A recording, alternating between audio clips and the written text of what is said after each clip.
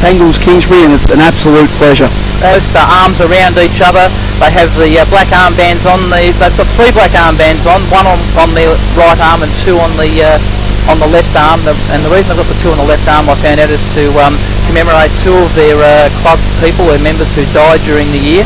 So they've been wearing those 2 black armbands right through the finals, and of course the single black armbands of both Cribby and Pearcedale wearing are in memory of the fallen in America in that tragedy.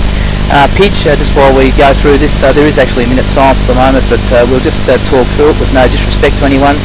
As far as the sides go, we wrapped it up today on the air, and actually I'll throw it to you, Dave. What's your thoughts on the game? It's going to be a very interesting race. It'll be a big inclusion, especially coming from that game last time we saw him play against Somerville, and pretty big impact there. So that was he's a vital inclusion. Will add a bit of spark to the back end of the midfield. Keep closing Wiskin again for very good in the second semi. So Ronnie Nice has been excellent for Pearcedale so far in his couple of finals. He's stepped up in the absence of, well, not the absence of Pettit, but went down with an injury and then was a bit undercooked last week. So Ronnie Nice, he'll get a big job down back for Pearcedale. He might be a bit of a mismatch against Animal, but he'll definitely be fighting around picking up one of their players, and he's been able to show his talents down there. Okay, well, we'll just, they're just doing the national anthem now. We're about a minute away from the start. We'll just throw back to the studio for a quick break, and we'll be back with the first bounce in the grand final, Cribby versus Pearcedale, here at Rally Reserve. You're listening to 3RPP, the voice of Peninsula football. And they're obviously not listening to us.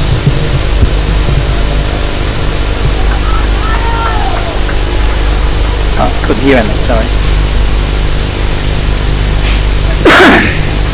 David has the honour, and he holds the ball aloft as the siren goes off and he walks in. Will it be a good bounce to start off with? Let's hope so. It's not too bad. Up it goes. Renton jumps over the top of course, taps it down. It goes out towards the outer side of the ground. Running it onto it out there is Lewis Hindle, I think it was, from Pearcedale. But the ball's the first ball up other than the central one, and out there on the wing position, umpire David comes in and says, "Give it to me, boys. You couldn't get it out of that pack." It wasn't Hindle, it was actually Jay Monday running onto the ball for Cribby.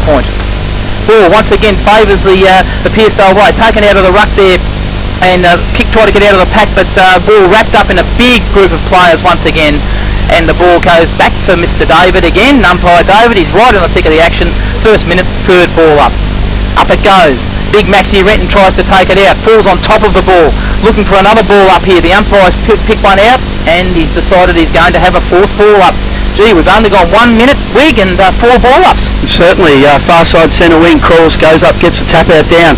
Knocked out there by Pearcedale for Pearcedale. It's out on centre wing, Renton runs onto it. Fumbled the ball, players converge. Pack situation again. And Rowan David, you are earning your pay packet already. That is 5 bounces in 1 minute and 12 seconds, and you've been sensational so far. That's the fifth tackle. I think they have to kick your team. Interesting to see Stapleton well out from goal there, being picked up by Jay Monday at centre-half forward for the Pearcedale side. Ball finally gets kicked out of the pack at last. I think it might have been Brown. Kicks it up to the half-forward flank for Pearcedale. Running onto it, a little toe poke out of the air by Cribby, goes towards the centre. Picked up by Shannon. Handball out of the pack, goes to the ground. 3 players dive on it, including Angus Graham for Cribby, and the umpire comes in and says, "No, give it to me, fellas. I'll have another one. I'm having good practice here."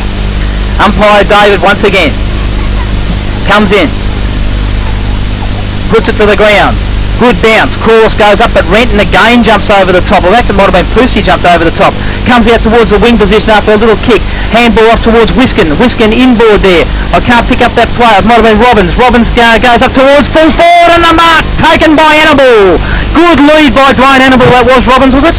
Yes, it was Robbins. It was Benny Robbins screaming away from the wing there, and Annabelle right on the hands out in front. Good lead. They'll kick from about 45 metres out from goal, directly in front. Kicking to the Portsy end, and this could be the first score.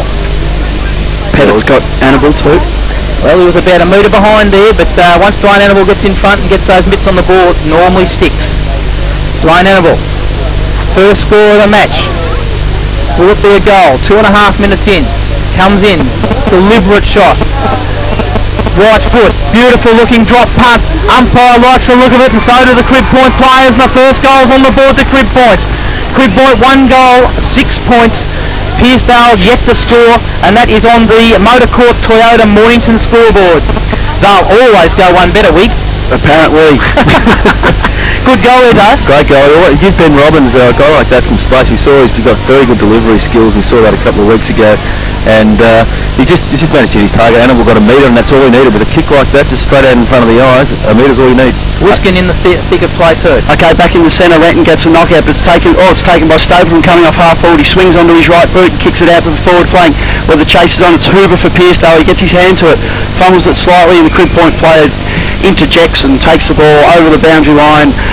48.5 metres around from Pearcedale's goal. We've gone 3.5 minutes. Crib Point leading by 1 goal. Ball in, cross up against Stapleton. It was Stapleton dived in, back in after the ball, got a tap out, slapped it out. Reinhard was there for Crib Point. The players converge again. Packed situation. The umpire comes in and says, "I'll have it, guys. We're right on 50 metres. Pearcedale's 50 metres. They're attacking in, and Dave, with the wind, it's probably only 2 goals at tops." Yeah, if that. There's not much there, and no real advantage. Probably 1 for 2 maximum. Kick off the ground there by the Crib Point player. It was a good kick. In fact, it was marked by his teammate out on centre wing, who turns on his right foot. It slid past the player in Murdoch. Murdoch slipped, but gave a handball over to Austin. Austin onto the left, looking for the player out there. His coach it is. It's Shannon. So Shannon takes a mark, gives a handball off to Graham. Graham puts it on the boot, looking for his teammate in Robbins. Robbins spilt the mark and hit the deck. The ball's converged on there by the Pearcedale players. Steve Raspin was jumped upon by 2 players, one of those being Beard and the other one being Ronnie Nias, who he said would have a big job today, and he certainly has. And we're 25 metres out from the Crib Point goal. Umpire McKinnon to have his first bounce of the day, I think it is. Let's see what he can produce. No, not too bad. Whirly twirly. Nias goes up. Raspin got the knockout. Tackled there by... Came down to Bisco for Pearcedale, who thumps the ball out from centre half back. It should be marked here by the Crib Point player, and it is. He tried to play on, which was a silly move because he was under pressure. It was Monday, but he got a handball out. Went towards Schneider for Pearcedale. He missed it. Renton ran onto it. Tried to collide past 3. Didn't work. Ball comes out the back of the pack. Crib Point player gets it. Slams on left. The umpire says, "Hang on, we're going to throw here, fellas." It'll come back, and the recipient of the free kick will be Urbans, I believe. That's right. That's right, Urbans. No, the umpire said, "Take it back, Mr. Urbans. You were too quick for me." So Urbans has got it. Half back for Pearcedale. Chips forward looking for Pearcedale. He drops a pretty easy mark, but recovered pretty well. Got the ball again. He's under pressure. He's tackled by Murdoch and slammed to the turf. Handball out there by the Crib Point player. Graham for Pearcedale. Crib Point was taken high. Got a handball out. Handball over to Robbins. Robbins runs through the middle. He's tackled. It could have been holding the ball, and it was, said the umpire. He's played advantage. Oh, no, what's he done? He said, advantage. No, I'm going to bring it back because it wasn't advantage. Good decision. It was good to see them trying to play advantage anyway, even though that wasn't there. Quickly called it back. Certainly. I don't even think the right player got the kick in the end. It was... Dowie got the kick. I don't know who got it. I think it might be Urbans that should have got it. Yeah. Taken down there at half forward though. Yes. By Stapleton. Big Stapo. Yeah, Half forward. Yeah, he's playing out at half forward today, so they've just switched it around a little bit. Might be thinking that Stapo might be pretty mobile and useful out there at half forward, and stick Vaggy back there in the square and try and use his height to out-muscle a few of his smaller opponents. So Stapleton, stab pass looking for Vag. Vag dropped the ball, it slid through his hands. Comes out, Shannon runs onto his favourable left. It's an ordinary looking kick, but it got forward. Bisco did well with a 2-hand slap out to his vice captain in Schneider. He ducks and weaves and dances. Gave a handball out to Ranks for his first game back with a heavily strapped quadricep on his left. So he said, "I won't use the right, Mr. Canterman, I'll use the left," and he hit Urbans. Urbans on centre wing for Pearcedale. Urbans looks up the ground. Schneider makes a move. No, decides to go inboard towards Stapleton. Stapleton's moving around very nicely at half forward. It might have been a good move putting Vag to full forward and Stapleton to half forward. Oh. What's he doing? Oh, that's bloody... I mean, that's ridiculous. He's just pulled up play because he likes the sound of his own whistle sometimes. Peter Stapleton. Let the players play. He goes out wide, looking for a lead there, and the lead, and it's a good lead, and it's out there to Dean Dixon, the captain of the Pearcedale side. Half forward, still too far out to kick a goal. In front of the grandstand there, he's calling players to run across. Matty Vag's back in the square. Not making any move, Vag. He decides to go up towards the forward line now. He kicks towards that direction. Up they go. No one can take the mark. Ball hits the deck. Knocked towards Sean Brown. Sean Brown knocks it on, but it's intercepted there by Crib Point. Little kick goes out to the outer half-back flank. It's Robbins running onto it. Robbins in his counterpart there in Dowie, but the ball beats them both over the boundary line. In front of a light tower, half-forward flank for the Pearcedale side. Pearcedale yet to score. Crib Point 1 goal, 6 points. We have gone, what's that, nearly 8 minutes into the first term of the grand final. Up they go. No one can get the ball out of a little pack there after it hits the deck from the boundary throw-in. 3 or 4 handballs. It finally comes out to Brown. Sean Brown swings around towards full forward. Attacking it out there. Beautifully done by Ed Graham. He kicked the ball out of the pack, but the umpire has said no. It's actually a throw. I think it might have been a throw against Pearcedale there in the pack. I think it might have been against Stapleton. And the free kick will go back towards Jay Monday, the best and fairest winner for Crib Point. Youngster with a big future ahead of him Monday, and a big job today playing on Stapleton. So Monday, from half back, Crib Point side. Which side will he go? Will he go out to the outer or go into the centre? He decides to go across towards the centre. It's going to go towards the centre of the ground. Good lead out there by Biggs. Can't take the mark. Ball hits the deck. Schneider runs onto it. Gets onto the right boot. Goes up towards half forward. It's right up to full forward. Up they go. Almost a mark there to Big Stapleton. Has he got this boot to the ball before the Crib Point player? Umpire going down. And a goal on the board to Peter Stapleton. And there's the one that answers it. Pearcedale. 1 goal, 6 points to Crib Point. 1 goal, 6 points on the Motor Court Toyota Mornington scoreboard. And you're listening to PRP, the voice of Peninsula football.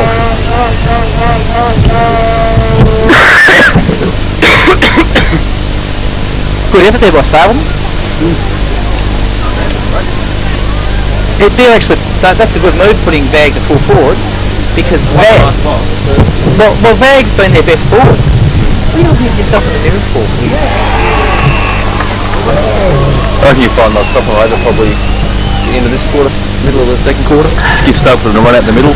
You can say that. Cuba. You can take it out of the penalty. Okay, back here at RJ Rowley Reserve, the DNA South Eastern Science Grand Final match of the day. It's Huber from 50 for a shot for goal for Pearcedale. The ball's quickly moved out of the centre. But his shot goes across the face of goal. Now the umpire's going to come in. What's he paid here? No, it's one behind. So Crib Point 1 goal 6, trail Pearcedale 1 goal 1 7. Dave, what are you seeing so far? I just saw Race go off there. That was pretty interesting. I think maybe he's still feeling a little bit. Maybe going to use him as sort of a burst player off the bench, playing say 10 minutes at a time maximum, 5-10 minutes, and just use him, keep going as an impact player. Okay, Shannon for Crib Point deep in the back pocket, looking for some options. He hasn't got much on. Oh, he's called to play on now. He goes onto his right boot, which looked a little awkward. He was looking for his teammate in Smith, who fumbled it. Ball came out the back. Players converge on the 50-metre line far side, and the ball doesn't want to seem to come near the caravan tangles. It's making hard on us. No, I know. It must be out of breath or something, but I can tell you now the ball is over the other side of the ground, the complete opposite to us. So ball in, the Pearcedale 50. Stapleton came over the top, tried to tap it down, ball hit the ground. Players converge, handball out there by Graham, I think it was, for Crib Point. Kicked on there by the Crib Point player in, who was that there? It was Sammy Austin, far side. We're having trouble seeing the numbers this far away, Tangles. It is, we need the spy glasses, don't we? Yeah, we certainly do. So we're far side. We've gone 11 minutes into the first quarter. Pearcedale 1-1-7, Crib Point 1 goal straight 6, and that's on the Motor Court Toyota Mornington scoreboard. They'll always go one better. Ball back in play, taken there by Sean Brown. That hammy must have healed up beautifully, and a fantastic mark there by Rodney Huber. It is 40 metres out. He goes ping towards goal and sprayed it, and his captain wasn't. He put it out in the full, and his captain wasn't happy because he was clear at the top of the square, and he said, "Rodney, you've got to kick it to me, son. We need these early goals." They certainly do. Pearcedale need to be in touch or in front, I think, a quarter time. A shocking looking kick out from the half-back flank, but lucks of fortune, and it falls into the hands of Andrew Wiskin. Andrew Wiskin, half-back for the Crib Point side. Experienced Wiskin, looks up the ground, goes beyond the wing towards half-forward. Up they go. Was Raspin at the back of the pack, couldn't take the mark. Ball spills towards Pearcedale. Hayen goes in there. Could have been cleaned up, wasn't cleaned up. It goes towards McDonald. His dives on the ball, pushes it out. Over the ball there, the Pearcedale player could have been holding the ball. Big pack develops, and the umpire says, "No, keep going, fellas. That's just finals nerves." And they let it go a little bit, and it hasn't been an overly physical opening to the game, Dave? Not at all, no. Usually grand finals, sometimes we see a bit of the players rushing in hard, but it's just been players going at the ball at the moment. That might change later on.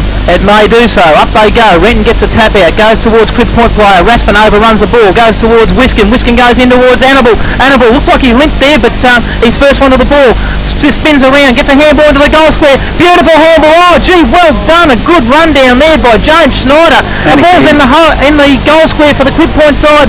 pack of players, they're trying to get it out, spun out there by Robbins. Robbins goes across and gets a little pass in towards a Crib Point player there in Paul Henry, who drifted down from half forward, and a great piece of play there by Robbins. Picked it out of that pack in the goal square, spun around onto his left boot, and saw Henry out of the corner of his eye and hit him on the chest. Great bit of play there by Snyder too. He's got to be a bit unfortunate there, hasn't he? Great second, a great first effort, great second effort, but still couldn't prevent the little pass going across. Henry comes in from 10 metres out, drop punch straight over the goal umpire's head, and that's a great goal. It's touched! It's been touched, and Neil McKinnon has called touch there. So it's a one behind. I don't know who touched it, but it was a low kick though, so possibly could have been the man on the mark. It was definitely touched about 40 metres behind the goal. It might have been the man on the mark. Well, we certainly couldn't pick that one, but the field umpire McKinnon has picked that as a touched play. Ball gets kicked out from goal to half forward. Good looking kick. Now Fisgo goes up. Could have been played the mark, but wasn't. Falls to the ground. In they go. 3 or 4 players dive into it. The Bears look like a little handball out there. Towards Ben Avery. Avery grabs the ball out of the air and gets infringed against. No, he doesn't. It's Bears that gets infringed against. And he takes a free kick at half back. Goes towards the wing position. A long way towards the wing position, but he hits his teammate in Sean Brown on the chest. Brown, he's been in the thick of it. Shocking looking kick, goes into the centre, but hits his captain in Dixon. Dixon, centre of the ground, driving Pearcedale forward, goes to the member side of the ground, up they go. Oh, almost Rhino could have infringed there, but the ball hits the ground. I think it might have been Murdoch that jumped on it. Beggs can't take it. O'Hayen jumps on it, gets a handball towards Snyder. Snyder, he's wrapped up by Beggs. He gets a handball out.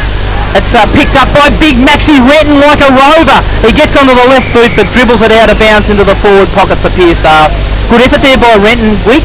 Yeah, certainly. Just scooped it up off the turf, got his big long legs down there and bent the back and picked it up. He probably could have given a handball out to Shane Benwell, I think, and it was an ordinary kick. So we've got ball in, deep in Pearcedale's forward line. Stapleton does an advert over the back, grabs it out of the ruck, comes down to Vag handball out to Urbans for 25, goes bang, and Shane Urbans nails Pearcedale's second goal. So they move on to 2-1, 13, leading Crib Point, 1 goal, 1-7. And you're listening to 3OPP, the voice of Peninsula football. Good goal.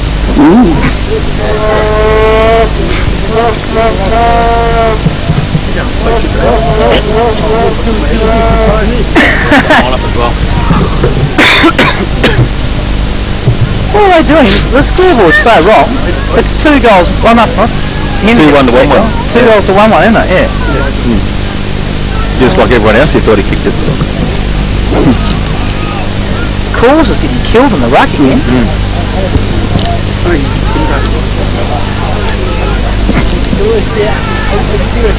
Haywood, he's killing it.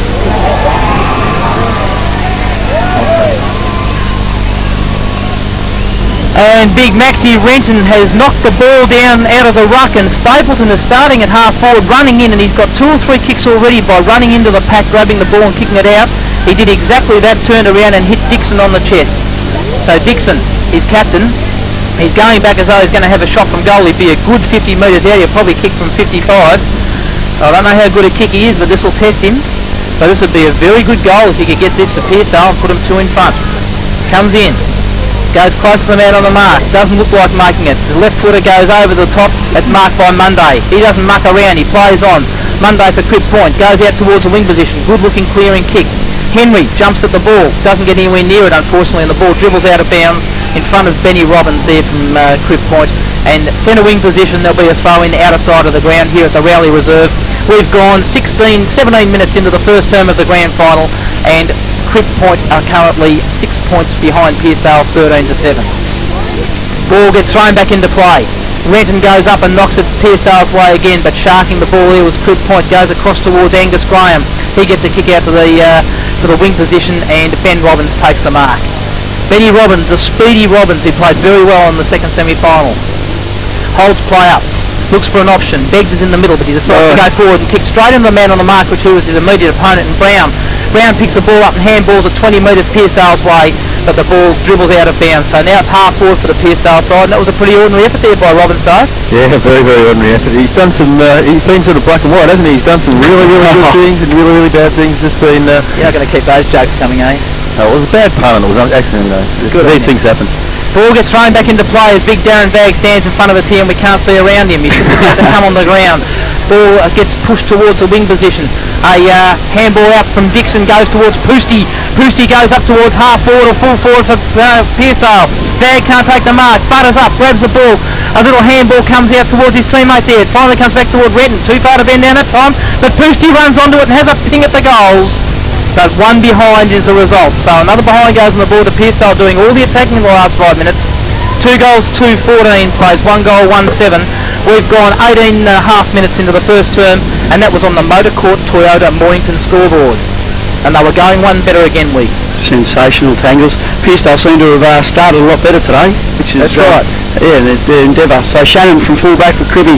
Brilliant kick out to centre wing, but there's been a free kick pulled out of this, and Stapleton's going to be the recipient. So Stapleton about 75 metres out from his own goal. He's playing well, Stapleton. He certainly is. He's up the ground today and he's having a red hot go. He realises you don't get many chances at grand finals, so he said, I'm having a dash. He looks for Sean Brown. Ball tapped away there by the player in Ed Graham. Ball to the ground. Good point player was tackled, and it was tackled that well. It was holding the ball. So is that Lewis Hindle out the far side? He chips forward looking for Irvins. Irvins will fly. Vagg was taken out of the contest. Oh, he was hit hard, and it's going to be a free kick. Yeah, I noticed that one. That was excellent vision by me. And Matthew Vagg will be from 20 metres out on a slight angle. He should jam this straight through the middle to increase Pearcedale's lead. And Dave, we've seen Pearcedale a couple of times of being slow, but today they've come out and shown a lot more urgency than Crib Point. Oh yeah, they've been right at it. We thought Crib Point with the week's break would be the ones that get up to the fly, but it's been Pearcedale. And I like the forwards set up too. Stapleton just had a ton of kicks going up the ground. Renton's been great in the ruck. And I wouldn't be surprised if Stapleton and Vagg sort of change around a bit, give Vagg a bit of a run up there, and then give Stapleton a run, a go back, and they'll just keep doing that to go, keep one of them fresh to run up the ground and take some grabs. Okay, so Vagg it is from 25 metres out on a slight angle, comes in, very deliberate, puts it on the boot. It's a sideways twirly helicopter kick, and I think he's missed.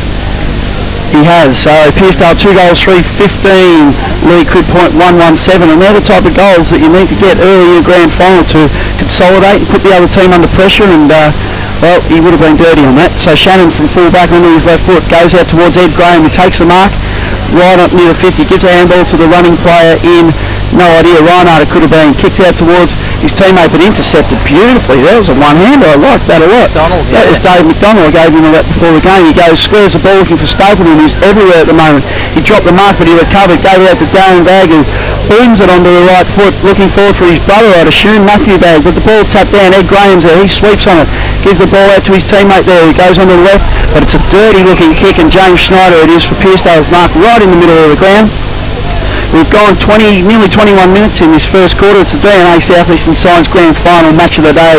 Crib Point Pearcedale. So Schneider looking forward for Stapleton. He could have given away a free kick. The umpire said no, play on. Tackle there was Stapleton. He was gang tackled by a few Crib Point players. The ball directly in front of Pearcedale's goal, about 48 metres out. And well, Tangles, this is it's been a slowish match, but Pearcedale doing all the attacking. Yes, I'm just waiting for it to explode. It is a grand final and there is no tomorrow, so it'll be very interesting to see what happens. We've had Darren Vagg come on the ground. We've also had number 60 Ryan Wilson come on for Crib Point. He gets the tap out, goes towards Sean Brown. Brown gets his kick smothered, goes towards Stapleton. Oh, it's heavy in that pack there. It finally gets scrubbed out towards half forward. And umpire McKinnon has picked a free kick out against Angus Graham. And he went and did a little pirouette at Graham's feet there. I don't know what that was all about, but the free kick will go towards Stapleton for, was it O'Hayan? Yep. I think it's Gavin O'Hayan for Pearcedale. So he'll take a free kick at half forward, about 50 metres out from goal. Maybe 55 he'll probably kick from, but I tell you what, he's going back and having a direct shot here, so he fancies himself, doesn't he? It's got to be too far out. Well, he fancies himself, as we all do. O'Hayan comes in, lines up, pushes it towards the offside, goes into the goal square and is punched over the line for a minor score to the Pearcedale side, but they're doing all the attacking at the moment as they move on to 2 goals, 4-16, leading Crib Point 1-1-7 at the 22-minute mark of the first quarter on the Motor Court Toyota Mornington scoreboard. A few worrying signs, all the attacking at only 9 points up. Yeah, that's exactly right, and that could be a problem. Kicked out. Oh dear, Andrew Shannon. It looks like the coach has kicked out from goal, but he's been picked up by, I think it's umpire David, for going over the line. You don't see that happen very often these days. Yeah, And, to cut your toenails sometimes the way they pick them like that. yeah, well, I Just mean, on the line, that's umpires imposing themselves on the game, but if you infringe the rule, you infringe the rule, and that's the end of it.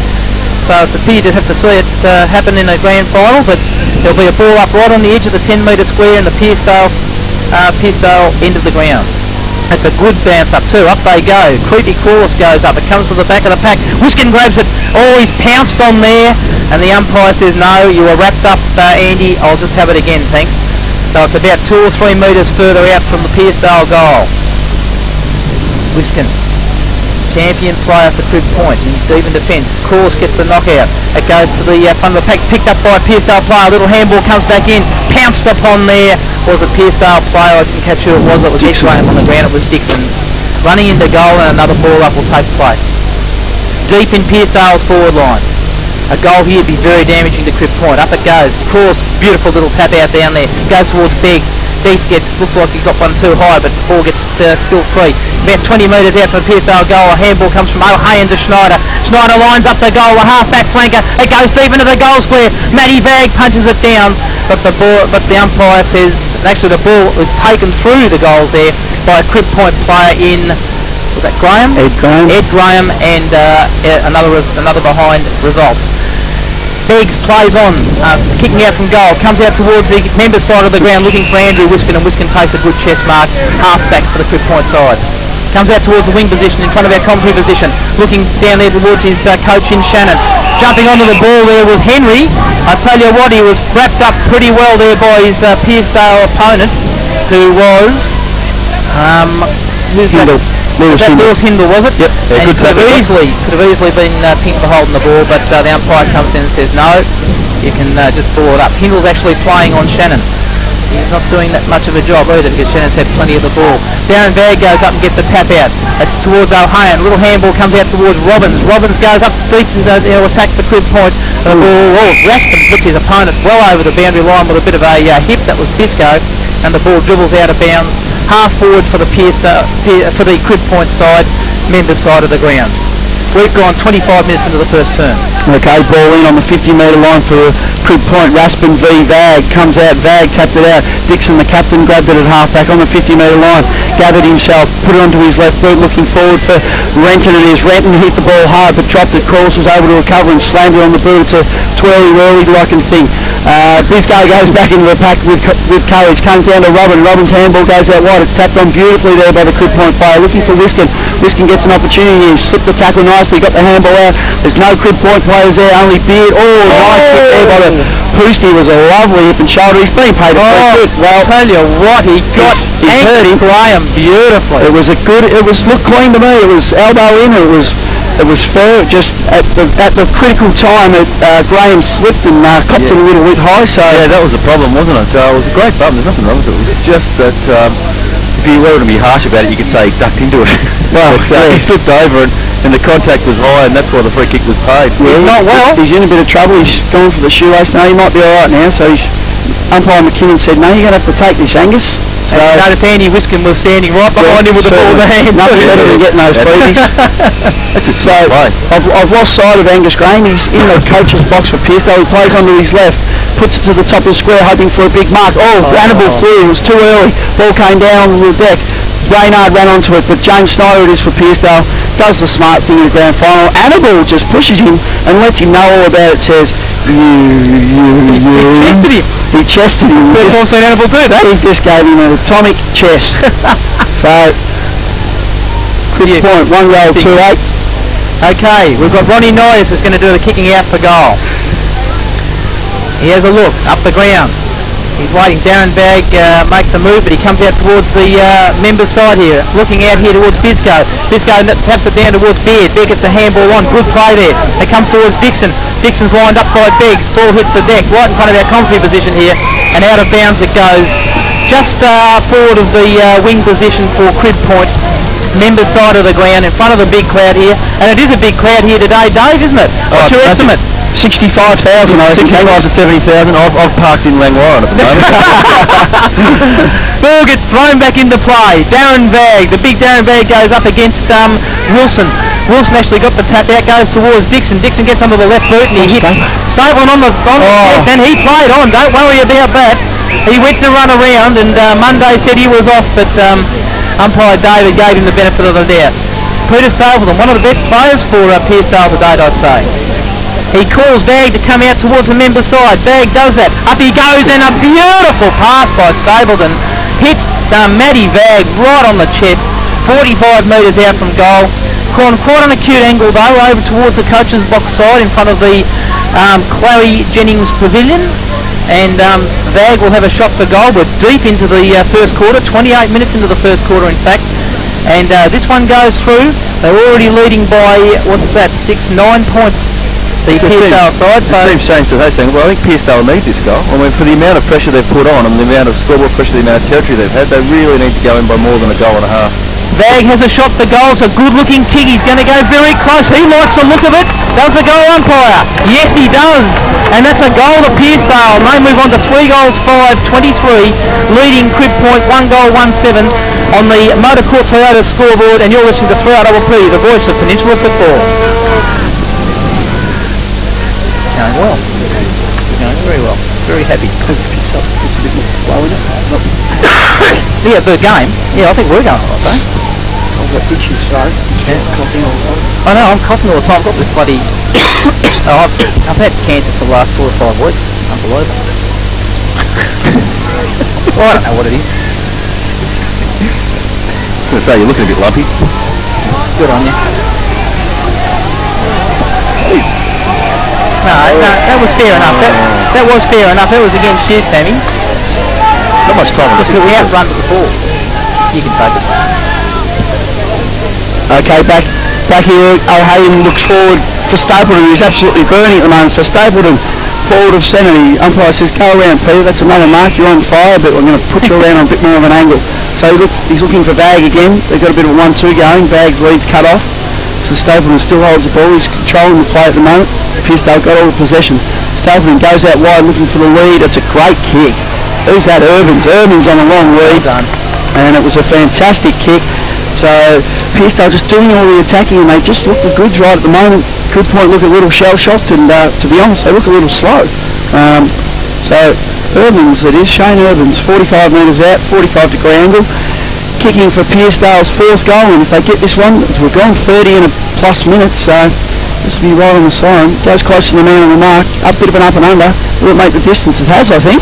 No, another one touch. So Pearcedale 3 goals, 6-24. Lead Crib Point 1 goal to 8. And Dave, the scoreboard pressure could have been a lot greater than what it is. Oh yeah, look, I think Pearcedale have really dominated this quarter, and Crib Point can take a lot from the fact that they've been pretty much outplayed, and they're still only a couple of goals down, really. Okay, ball far side, taken there by the player in Avery. Avery was tackled, comes out the back. Little funny little flippy split by Brown, and that's the end of the first quarter. It went 30 minutes and 53 seconds, .70, and at quarter time, Pearcedale lead Crib Point 3 goals, 6-24. Crib Point 1 goal 2, and that's on the Motor Court Toyota Mornington. A little bit. I'm hoping it'll break open a hell of a lot more though in the last 3 quarters, because there wasn't much time on the ball. You'd expect it in the grand final. A lot of players playing man on man, and it was very. There's the young fellow that we had. Second quarter, grand final, the Nepean division. Umpire comes in, puts the ball aloft, up they go. Renton gets another big tap out, goes straight to Dixon. Dixon gets onto the left foot, goes up towards half forward. Hoover runs onto it. His opponent Ned Graham puts pressure on him, but Hoover's good enough to get away. Gets onto the right foot, goes inboard looking for Irvins, and Irvins takes the mark. Only seconds into the second term, 40 metres out from goal on a 45-degree angle, and this would be very damaging, Wig. Certainly, Kangaroos just 1, 2, 3 possessions out of the centre and then bang, and it was a pretty courageous mark there by Irvins. He's back in the tackle. He's chipped it forward here looking for Hoover. That is very ordinary marking by the Crib Point players. Hoover just walked down to the forward pocket, 20 metres out from goal, turned around and said, I'll kick the goal if you like. Yeah, Ed Graham sort of just walked off and he was going in to help out. Very ordinary. The umpire just says no worries, and he lined him up for it. He's about 20 metres out from goal, 25 metres out from goal, 45-degree angle. Young Hoover comes in onto the right boot. Oh, he's pushed it across, I think. He's missed. That's another bad miss, and how interesting how eye in the crowd. Sean Pigeon was saying that Cribby have put enough pressure on to make Pearcedale miss some very easy goals. That's one behind. First quarter, Pearcedale 3-7 plays 1 goal 2 on the Mornington Toyota Court, Motor Court Toyota scoreboard. Kick out from goal, comes out towards the member side of the ground. Murdoch picks it up, gets a handball off towards Graham. That wasn't, it was Robbins to Graham. Angus Graham goes up towards the forward line, but Henry playing from behind there. It wasn't good enough to get in front of his opponent down there, and the mark was taken by Pearcedale player, and it looks like Shawnee Brown. So Brown will push Pearcedale back into attack, goes in towards the centre of the ground looking for Stapleton. Up they go, Stapleton gets his hand to the ball, goes towards Dixon who's running onto everything now. He pushes it forward, diving onto the pack there was a Pearcedale player with Graham on top of him. Might be Hoover, was it? Holding the ball. I don't know. It was Brown. He's the only player making the play. He got in there and under and was just going for the ball and I hate those decisions. Sam Austin gets the kick out, goes into the centre of the ground, comes out towards Beggs. Beggs gets a handball further on towards Crawls. Crawls goes up towards half forward, and a mark is going to be taken, or it's a free kick. No, free kick to Pearcedale. So Pearcedale's Pearcedale. Defence holding very well for Pearcedale. Drives them back in towards attack. Up looking up here for Stapleton. He was interfered with by Corliss, and the umpire was right onto it. And Peter Stapleton, who's playing in front of his man, will take the free kick. Has a little bit of a to-do in front of us here with Watson and Sean Brown. So Stapleton, another kick coming up for Stapo. He's been absolutely on fire. He's got it at centre wing. We've gone nearly 3 minutes in the second quarter. Looking for some options deep in his forward line. So he just holds the ball up. Schneider offers a half lead. You're looking out here towards Bag on a long lead. Matty Bag should take this, and he does, right in front of his eyes. I called that. I'm outstanding today. Called a couple. So Matty Bag it is 50. Oh, give myself best on. Matty Bag, he's right on the boundary line here. It's going to be a tough shot, but he's got a fair bit of the goal face to look at. He's going to be a massive kick. It'll be a 58 metre kick. It'll have to be a 58 metre kick, so he's pretty confident. Head down, he's not looking sideways at all for any other options. So Matt Bag, it is coming in from 58 metres. Puts it onto the boot. It's a big kick. It's not a bad looking kick. It made the distance pretty easily. It's a big kick, but it's gone through for a behind. So Pearcedale, 3 goals, 8-26 lead. Crib Point 1 goal, 2-8 on the Motor Court Toyota Mornington. They'll always go one better scoreboard. So, Well, the point they are doing is going one better at the moment. They go 6 better occasionally. certainly. So, Crib Point player from fullback looking out here towards Crawls. Crawls will have to make a contest here, but Shannon does instead, and he did very well. He took a chest mark in front of the pack. That was the captain coach, or the coach as such, goes on to his left foot out here looking for Watson or Austin. Who is it? 28. It's Sammy Austin. So it's Austin at half-back for Crib Point. Who's he got? He can see someone making lead. Bisco for Pearcedale will drop back. He's got his name all over this, Bisco, but he didn't mark it. Came down the front of the pack. Handball out there by the Pearcedale player. Whacked onto the boot there for Crib Point. Beggs is in there for Crib Point. He's dived upon, he's set upon, he's mauled, he's absolute. The umpire gets in there quickly. Ooh, a bit of rough stuff, and that's what we like in the caravan, because we want it to start jumping. yeah, we wanted to start bouncing and jumping, a few bodies going down and hitting the ground's what we want. So, umpire will come in. There's a few players around the ball there, and they need to clear it out a bit if my judge was right. So the ball goes up, Retton goes early, Raspin was interfered. He's going to get a free kick. The umpire says play on Beggsy. So Beggsy does, and from 15 metres he goes shebang, and it's a goal. That was Shane Beggs. He ran onto it. It was great play, and he gets a goal that Crib Point desperately needed. And you're listening to 3RPP, the voice of Peninsula football. It was the free kick was there, but I don't know about those play-on rules. There's so many good things that In front of goal like that, you know, I mean. I reckon fair enough. Someone's going to get like a professional free kick away. I don't think it was a professional free kick there. No. I think it was an accident, but I mean, it was still free. So it's still a free kick. Was it against Renton, was it? was against Retton in the rough. Just that one goal brings them back into it, doesn't it? Yeah, here they go. They should be miles in front. Surprising that's a scoring end.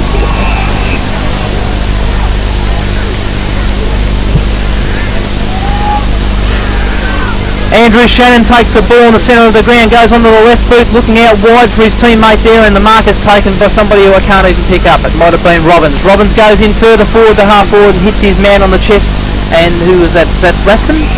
I think it might be. Is it Murdoch, is it? It's a long way away from us. No, Murdoch's leading for the ball. So, I think it might be Steve Raspin.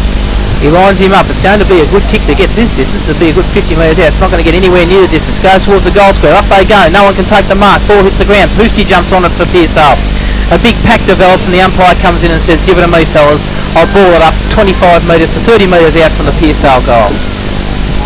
And the Pearcedale goal? Good point, I'd say, Tangles. That's right, the black and white one. Surprisingly, that's the scoring end. It is? The northern end, and the wind's actually going the other way, so it's playing a few tricks on us. It must be doing so, but obviously the scoring end is down there at the scoreboard end of the ground. Cross goes up and gets a handball back towards Wiskin. Wiskin jumps on the ball and has a left foot ping at goal, but he can't screw it around far enough, and the ball goes out of bounds on the full, and the relieving free kick will go down there towards Pearcedale, and it is a player in the last line of defence, and is it Pettit? I think it might be. So he will relieve with Annabelle on the mark. He comes out to the half-back flank. Pack of players goes up. Once again, no mark taken, but the umpire says no, play on. The ball gets handballed out. Two Pearcedale players collide with each other as three other players jump on the ball, and umpire McKinnon comes in and says, give it to me, I'll practice bouncing the thing again. So it's just a bit too far out from the Crib Point goal for them to score. Half forward for the Crib Point side. Members side of the ground. 26 plays 14 in Pearcedale's favour. Ball goes up. Up they go. Course punches the ball out of the ruck. To no one in particular, but it goes to the advantage of the Crib Point player, who is besieged by Shane Urbans and another player there in McDonald, was it? For Pearcedale, and the umpire says no, he couldn't get it out, another ball up. Results: we have gone 7 minutes, almost 8 minutes into the second term. Umpire McKinnon puts it down again. Claus goes up and wins that one over Renton. The ball goes deep into the Crib Point forward line, and a mark's taken down there. Good lead, good mark, and it's been taken by Wiskin, is it? It looks like little Andy Wiskin, or was it Beggs there? I think it's Wiskin. That's the way he's walking back, those little legs just walking back, and Andrew Wiskin came out there after the snap kick out of the pack. Did you catch who that was from? Yeah, it's Graham. It was Graham. He lines up goals, Andrew Wiskin. He doesn't often miss, and he hasn't missed that one. So Crib Point stream back into this game. 3 goals to 20, playing 3 goals, 8, 26, and that is on the Motor Court Toyota Mornington scoreboard, and Crib Point are making them pay now, Dave. Absolutely, it's 6 points of difference, so that's just, I mean, that shouldn't be anywhere near that given the amount of play both sides have had. But I'd say now, if while it wasn't a grand final, it'd be about as exciting as a chair whittling contest at an old age home, I reckon. It's just been very dull so far, but it's a grand final and people are throwing their bodies in. Let's hope it opens up and we get 10, 12 goals each in the second half, but not now. Pearcedale have really let them off the hook. There's more action here in front of us. Those 15 Seagulls going absolutely berserk over the breadcrumbs. Ball comes out, kicked out there by the player in Avery it was. It went into the forward over. O'Hayen runs onto for Pearcedale, tries to go to Bag. Bag tries to claim a mark.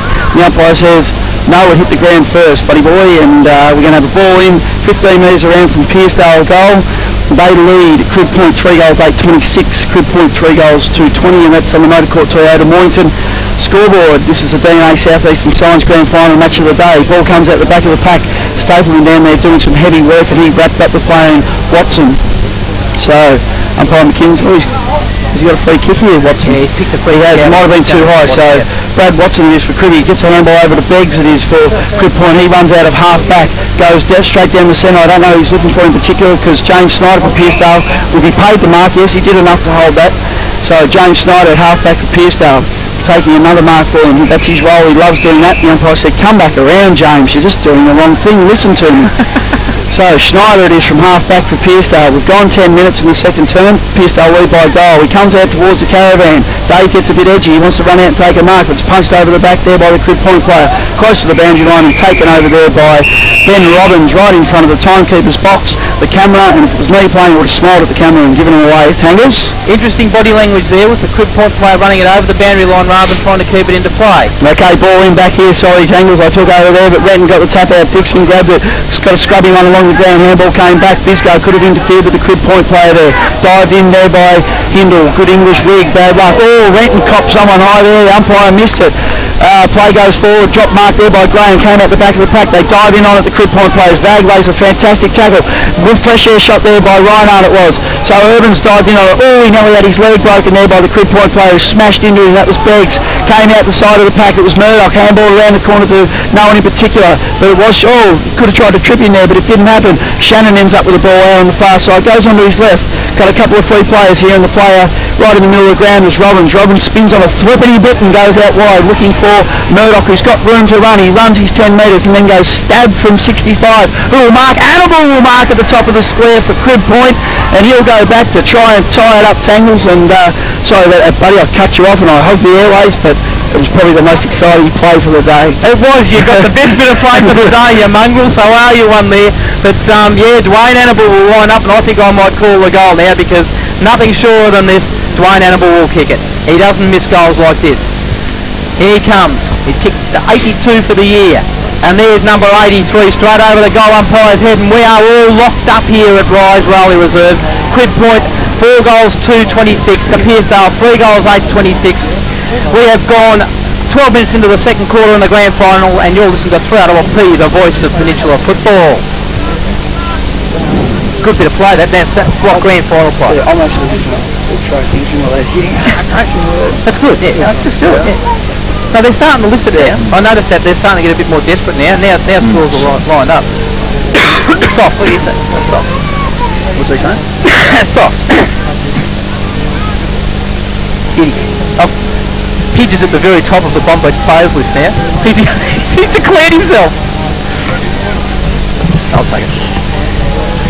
Okay, back here at the Raleigh Reserve, the ball's just coming back from the crowd after someone tried to souvenir it, and scores are locked up, 26 points apiece at the 12-minute mark of the second term. So the medal has really been thrown down to Pearcedale. They should be a lot further in front, but they've frittered away opportunities in front of goal. Ball goes down, up they go, tapped out by Cross there, and Cross getting on top in the ruck that comes out of the pack, spinning out of the pack there is Pearcedale. Well, actually, it was Stapleton. Stapleton gets onto the right boot and goes up towards our commentary position here for the ball. Beats players over the boundary line, and there'll be a throw in half-forward flank for the Pearcedale side as it's locked up at 26 points apiece. Pearcedale need a steadying goal after leading from the very first bounce. Umpire twirls it back into play. Renton goes up. No one gets a clear knockout. Goes to the back of the pack. Dixon gets a handball out. He's looking for O'Hane. He can't take the ball with him. Jumping on him there is his opponent, Aaron Watson. And the umpire comes in and says, no, you locked it in beautifully, boys. I can't split it. I'll ball it up. 45 metres out from the Pearcedale goal. Towards the end of the ground. Sun shining here at the Raleigh Reserve. Big crowd on the edge of their tippy toes and seats. Leaning forward over the fences. That's right. Just waiting for something to happen as umpire McKinnon puts it up. Cross getting on top, gets a tap out there, and the ball comes out towards Monday. Monday says the umpire gave a free kick, but he says play on advantage rules paid. Oh, in the middle of the back there, Annabelle pushes his opponent, hurdles over him and takes a beautiful mark. So Dwayne Annabelle having his second kick in about 2 minutes, and he'll have a shot for goal, but he'd have to boot this, 65 metres? Oh, backing. Well, I won't. I reckon it'll drop forward. I'll sit on the fence and say we'll finish 10 short. Shane Benwell off, Travis Runts on. Okay, we'll see how Rains pulls up. You can keep an eye on that, Dave, as Dwayne Annabelle comes in. Lines up, good-looking kick. At the goals, oh, he's booted it magnificently and put Crib Point in front. 5 goals, 2.32, leading Pearcedale. He has a chance to say something. 26. I have got no idea, so I'll throw it to somebody who has wiggy can of it. And I'll throw it to someone who knows more than me, Davey. And I've got no one to throw it to, so I'm in real trouble here. But great goal there. That was a sensational kick from 65. I thought you were out of your tree there for a second, Wiggers, but no way you can kick that. But you really got onto it. I'm out of my tree, but I picked it. So back in the centre, Renton versus Cross. Cross starting to jump a little higher now. Ball comes to the ground. Players converge, dive on it. That was Pearcedale and Wiskin. They both want to give it back to the umpire and say, there you go, Mr. Umpire, my name's Mr. Wiskin and my name's Mr. Pearcedale. And the umpire says, I don't care, boys, it's grand final. I'll bounce it again. Annabelle is imposing himself on this game now. Certainly, Renton out of the ruck like a rover, fantastic, slaps it on the boot, it's a wobbly, twirly thing out towards O'Hane it is, but Ed Graham leads in the chase for Crib Point, but it beats them all out towards the Retribution sign out there on the far side, forward flank for Pearcedale. We've gone 15 and a half minutes, Crib Point lead, 32 points to 26. And this quarter's been a little bit more exciting. The sun's shining, the seagulls are happy, everyone's happy, and it's good footy. So out all burst out of the pack there. Was that player? Sensational. It was Wiskin. He might have dropped, he could have been holding the man. So Monday goes back in to help out. Monday spins out of the pack beautifully, goes on his right boot. It's not a sensational kick, but it is a kick. Rashford went up, no, it was Shannon. Shannon got a handball over his head. Runts tucked in on his left again. He hasn't used that right foot yet, and he squirts one. Could have been out in the full, was it? I think so. Far side, so Runts second kick of the game on his opposite boot, and he's put it out in the full. So the recipient right out there on the far side, it's either it's not Claus, it could be I can't see his number. Sean Brown over there? No, Sean Brown plays for Pearcedale. RW panels, Richmond 2-5, Carlton 2 points. Oh, so the Tigers have got a little bit of growl back in them. Riding back. So at half back goes forward there, Crib point player. And the mark taken there by Wiskin. It is centre wing far side. So Andrew Wiskin being told to go around. It's been the pattern of the day by the umpires. Get back around your mark, sir. He goes out wide looking for the Chiefs teammate. It was a fantastic mark. He out-muscled his player there. It was Monday. It was. He plays on from 48 metres. It's a scrubby kick to the top of the square. Annabelle flew. Missed it. Came down to the ground. Robinson was on the right foot. He goes snap. And Eddie Robbins has rode one around the corner. And Crib Point have been sensational this quarter. And they've scooted away. 6 goals to 38. Leading Pearcedale 3 goals, 8-26 on the Motor Court Toyota Mornington. They'll always go one better. You're listening to 3RPP, the voice of Peninsula football. They're gone. I'll declare it. Pearcedale are gone. Nothing in the leads. They're gone. There's nothing left. They had to be 3 or 4 in front. They should have been. Who was that, Ben Robbins? Yeah, Ben. Dover, I said. 1, 2, 3, He's still asking me the same. 6. Is he? You wouldn't have heard it before, I reckon. I reckon you might have heard it 20, 50 times. Look at James Snyder. Snyder and who's that? Snyder will be red card. Dang it, Rusty. Snyder? Why? Have you been having a coffee? I reckon on the track, yeah. He's only a bit ago.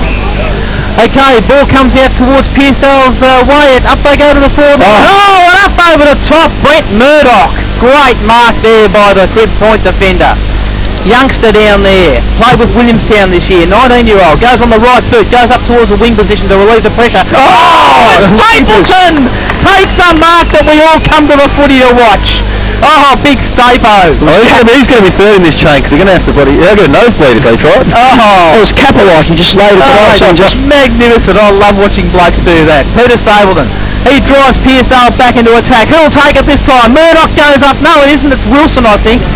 Watson, it was Wilson, whatever. And it's gone tapped out of bounds. Unfortunately, he couldn't get both hands to it because it would have been third in the chain. So the ball out of bounds, half forward flank ball, just towards the forward pocket for the Crib Point side. Pearcedale side, sorry. It's tapped down there beautifully by Renton, but it's intercepted there by Crib Point player, and there's an infringement in the pack there, and I think the free kick will go back towards Murdoch. Is it Murdoch? No, it's not Murdoch, it's Reinhardt. So Reinhardt gets onto the right foot, goes in towards the centre of the ground, up they go, good mark taken by Henry. Skills, the boys starting to free flow now. The Skills are going up. Henry goes on the right foot up towards half forward. Good lead by Beggs and he hits him on the chest. 55 metres out from goal. Little short pass goes in down there and the mark taken there by Austin. So Sammy Austin, 55, 60 metres out from goal. I said that Dwayne Ellenville couldn't kick it from there before. And he's properly put it over the goal umpire's head and I think Austin's going to have a ping himself. Can't be too much wind here, boys, because this ball's carrying beautifully. Well, I'm not going to bet against him here. I've learned a lesson from 10 minutes ago. Sam Austin taking his time here, having a good look around. No, he's not confident. Tangles over. I don't think he'll chip it away. Well, he might not. If he's not confident, he should have moved a lot quicker than this. So he's going to have a ping now because the forward line is clogged up. Austin comes in, kicks from just outside 50. Good looking kick into the goal square. Up they go. Mark not taken. Oh, Renton interfered with there. Play on says. Oh, snapped out of the pack there, boy. Andrew Shannon. It's a goal to Crib Point, and that was fantastic goal by the coach Shannon. As the ball hit the ground, he turned around, snapped it out of the pack and put it through. Very damaging goal for the Pearcedale side.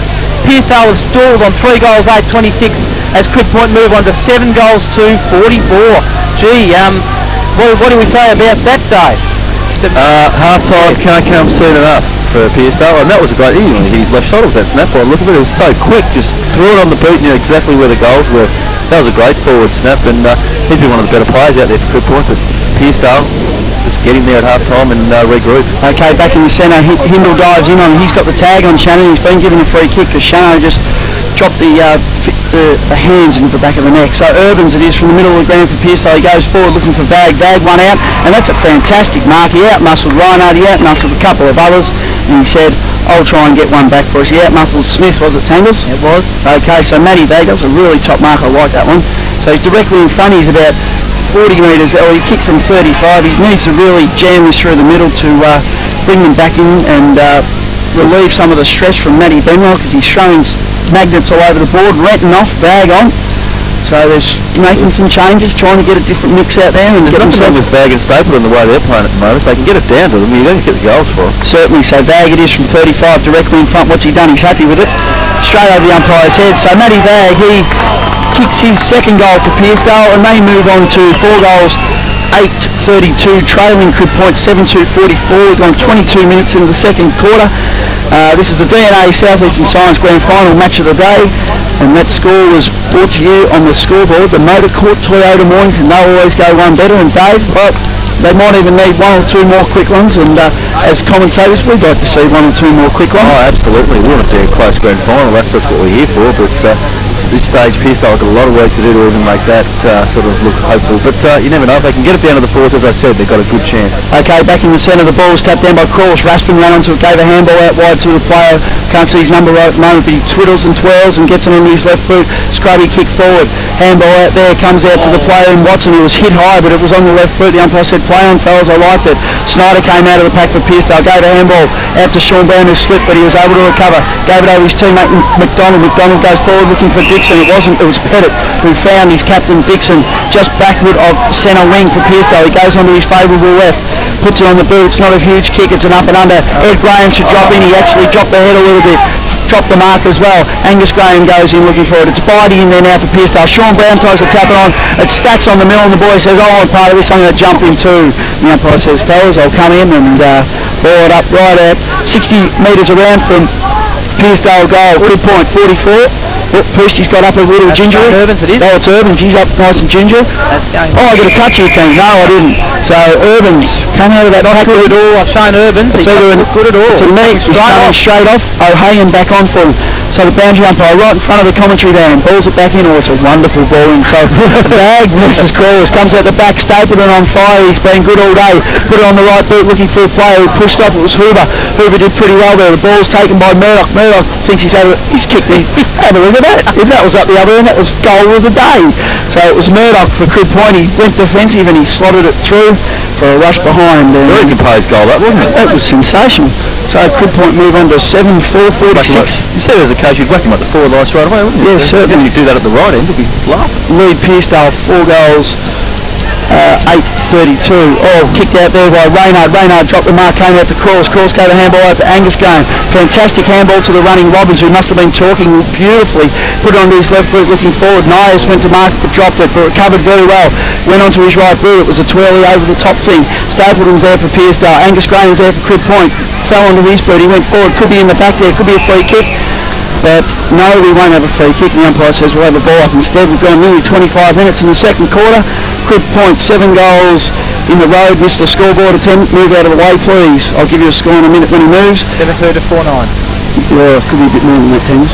That's what it says. Okay. Okay, ball goes up and the ball's pushed over towards the boundary line, wing position, and there'll be a throw in here. Very interesting to see that Ryan, at least Monday, is staying back when Stapleton goes up and just floating across half back, and Stapleton's getting a little bit of free space there. Ball getting thrown back into play now. Big Darren Vag goes up and he has 3 players hanging off him, and he's going to get a free kick. Could nearly be 50, buddy. Watch out. What's in that? Was he ran off for the ball? Yes, I think he was lucky it was umpire Rowan David there giving that free kick. So ball about to be transferred back from Watson. If he hangs on to it much longer, Mr. McKinnon will give him a free, but he's 50. Vag on the right foot, goes up towards half forward, looking for his bundle, won't go that far. Ball goes to the back of the pack, handball out towards Brown. Brown goes towards goal. Oh, he sprayed it as Matty Vag went out from goal. He had a vacant goal clear, but a minor score goes on the board to Pearcedale. They move on to 4 goals, 10. That's very inaccurate kicking, 34 points. Urban's back to jogging and looking pretty happy with the world. So. Trailing Crib Point 7 goals, 2 is it? 44. Ball gets kicked back into play by Big, looking out here towards Reiner, but he's outmarked there by Sean Brown. And the MVP for Crib Point's come on, McNabb. He's devastating in the second semi. Yes, Brown goes into the woods, looking for Vag, and Vag goes up. Great mark by Matty Vag there. Good kick there by Brown. Step play that, leading out to the key. And Vag goes up and takes a good mark, 40 metres out, probably about 35 metres out from goal. on a slight angle, and this one would be very, very handy for Pearcedale. Well, it was a wonderful kick, Tangles. It's obviously a set play because Vag led to the, as they know it, the fat side of the ground. There was plenty of space there, and it was well executed there by the Pearcedale players. And we're letting all these little terms and cliches getting in. We'll get them all through during the day. So, Should have handed out a list at the door. Matty Vag, I got one. Comes in, lining up for his third goal. Been very good for Pearcedale. Gets onto the right boot. Umpire moves across a little bit, goes towards the goal post. Vag likes it, does the umpire? He does, and a goal goes on the board of Pearcedale. 5 goals, 10. That moves them on to 40 points to Crib Point. 7 goals to 44 points, a 4-point ball game. And you're listening to 3RPP, the voice of Peninsula football. 7-2 to 5-10. Yep. Good. Going to another goal. Yep. This is good. Enjoying this game now. We're suitably pumped. 2-5 to 1-2.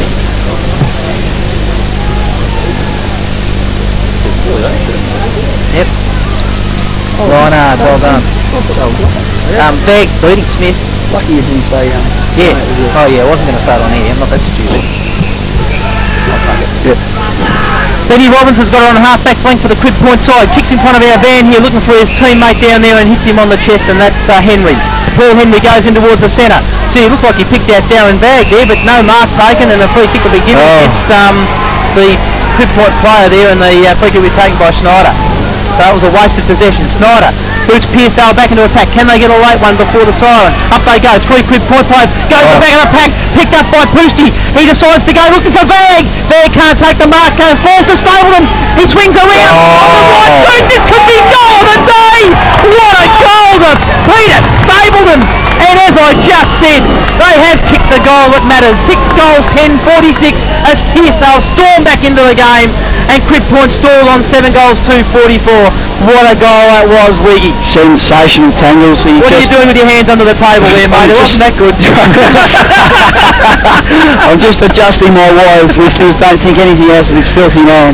No, but it was a sensational goal. Stapleton usually up in the air taking big hangers and stuff. He just stayed down, stayed composed, ball hit him in the chest, he spun and he snagged one over the shoulder. It was an absolute gem. Back in the middle it is, Beggs it is for Crib Point. He gets a handball out to his teammate there.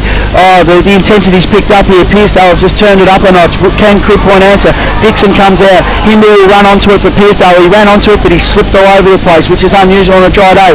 Murdoch went screaming through the pack. He crushed him there, but it came out the back to the player. Pearcedale player it was. He looks forward. Vag it is out there. Biz goes out there. They're both led into the chase of the ball by Michael Smith. And he knocks the ball out 48 metres around from the Pearcedale goal. And Dave, it is up the intensity. We've gone nearly 30 minutes, and this is what the viewers have come to see. Exactly. Well, we looked at halfway through this quarter, I thought, oh, Pearcedale are in real trouble. They've just pulled it up again. I don't know where they've got it from, how they've done it, but they've done it extremely well. Ball gets kicked back into the Pearcedale forward line. Up they go, but Murdoch takes a mark in front of Vag this time. And Brent Murdoch, who's been steady in defence for Crib Point, will relieve the pressure. It's up pressure game now, 2 points in it as Murdoch goes up towards the outer side wing position. Up they go, no mark taken, picked up the front of the pack there by Henry. He goes into the centre for Crib Point. And running onto it is that man, Joffa Schneider. He takes a great place holding the ball. And the umpire says play on though. A ball comes out, goes towards the full forward area for Crib Point. It's picked up down there by Graham. Graham has a pin for goal, but it goes behind the stick. And the umpire feels for his heart. Yes, it's still beating, mate. It's only a behind.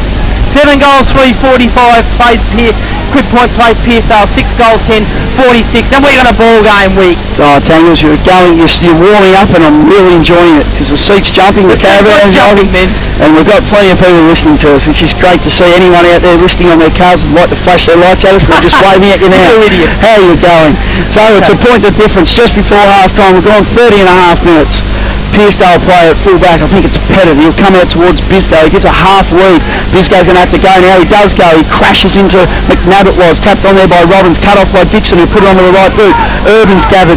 He balked one, it was a lovely balk. He hung in there to dry, he balked another, touched it on the ground, he's going to be hot, he's brought down but he got his kick away. Looking forward, Huber out-muscled Ed Graham beautifully. Huber goes on the right foot looking for Vag, Vag won out against Smith, muscled his way around. Brucey ran on, Vag's got it 20 metres out, scrubby kick, goal Pearcedale.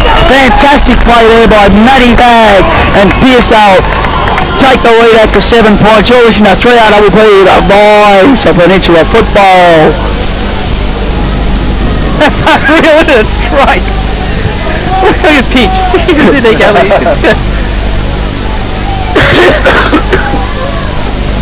I've got a bit of a game down here. Hope the sign doesn't go while we're off air. I hate that. Oh, Four. oh, 7. oh yeah, Peninsula.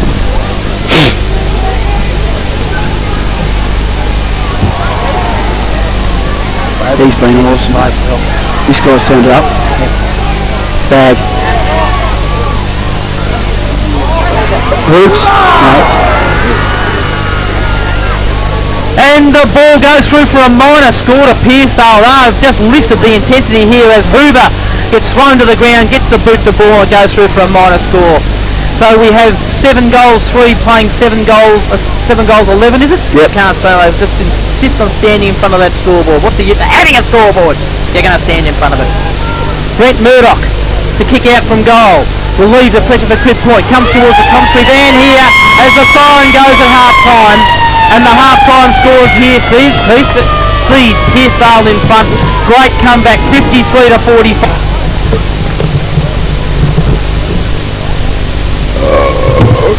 He's better with video. Yeah. Actually, he's videoing. McKinnon holds the ball aloft to signal the start of the third quarter, the all-important third quarter, and he comes in, puts the ball down and we're underway. Up goes Crawlis. He gets the tap out. It goes down there towards Schneider who runs into the centre. He grabs the ball, 3 players fall on top of him and we'll have another ball up. Very similar start to the start of the game. Umpire McKinnon this time. Turns around and faces us. Maybe it'll change the luck to get the ball flying a bit better. Comes in. Whacks it down on the ground. Good bounce. Up they go. Crawlis once again beats Retton. Goes towards Whitcomb. Gets a little left foot kick out to half forward. Running onto it was Nyers. He can't take it. Rushby comes out of the pack. Turns around. Spins around and puts it straight up in the middle of the air. Up they go and the mark is taken there by Cam McNabb. McNabb goes into the forward line and instead of hitting his teammate, he hits big Maxie Renton on the chest. Renton plays on, goes out towards the wing position and the mark taken down there. I think that might be, is it Robbins or is it not? It might have been, it's Dowie. Dowie goes up towards half forward for the Magpies. In goes Beggs, good effort there by Beggs. Jumps on the ball, Beggs goes over the top of him, Renton goes over the top of him and the ball spills out over the boundary line. Right in front of our commentary position here, half forward flank for the Crib Point side. Ball spins back into play. Big fellas go up. No one gets a decisive tap out, but Whiston with experience jumps on the ball and goes to the left boot up to half forward. No mark taken. Spills to the front of the pack. Reinhard runs on. The back man has a look at the goals. Has a ping at them, but he kicks it like a back man too and only gets it behind. First score in the second half goes to Crib Point. 7 goals for 46. Trailing Pearcedale 7-11-53 on the Motor Court Toyota scoreboard. Pettit from full back looks out to the far side. Bisco takes a wonderful mark out there on defensive 50 for Pearcedale. Far side, Bisco looking, comes back in towards the middle of the ground looking for Stapleton on long lead. He slipped. Oh, the runner got in the road there. It was terrible. But came out the back of the pack. Irvins tried to scoop it up to himself. Didn't work. He was pounced upon. Videy went in hard for Pearcedale and we'll have a ball up on Pearcedale's half forward line. We've gone 2 and a bit minutes in the third quarter, and Dave, well, a bit similar to the first quarter. It started off with a couple of pack situations, but well, nothing much in it at the moment. Nothing much in it at all, and it's a pretty important 10 minutes for Crib Point here. They've really got to hit it hard and try and get the first goal here. Certainly. Oh, Shannon was held there by his tagger in Hindle. Umpire says play on, son. It was Robbins. Robbins went forward, but it was chopped off there by Ronnie Nyers. Down there at defensive 50 for Pearcedale, so it's Nyers. Same setup that they had against Bomb Beach Pearcedale. They've dropped an extra man back into defence and they're kicking, they're just floating across half-back trying to defend. Okay, so Nyers with a booming kick out of half-back. Stapleton flies. It's punched down by Monday. Shannon's there for Crib Point. He puts a fist to it. It goes towards the boundary and will beat all the players and we'll have a ball in far side of the ground. We've gone 3 minutes in the third quarter, 46 I'll update half time at the MCG. 6-7 Tigers, 5-5 Carlton, only 8 points of difference. The smile's half wiped off your face, Dave. Back to more the than play down here at Rowley Reserve. Renton gets a one left foot twirly when he chases after his own ball. Does very well for a big man. But a big bump there was laid by the Crib Point player. Well, I can't really see his number from here, but it chopped Maxi Renton, so it was nice to. It was obviously a good, solid bump out there. Ball 60 metres around from Pearcedale goal. Ball in, Crawls v Renton in the ruck.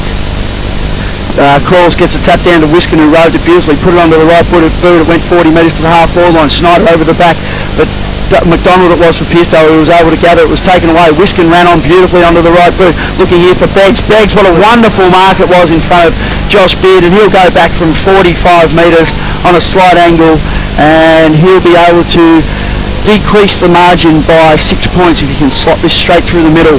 Already we've seen two players instrumental, one taking that mark there, Beggs, and two, Wiskin, getting a couple positions in that passage of play. Certainly it was good. Wiskin from half back, and then he got another kick. So Beggs from 45, he pokes at it, he stabs at it, and the result is not good. It's one behind. 47 Crib Point play, Pearcedale 53. That would make it one goal the difference. Crucial misses these. Crucial misses, that's right, Changers. They've had a bit of the play, Crib Point, and they haven't been able to put one on the board. So it's Ronnie Nyers.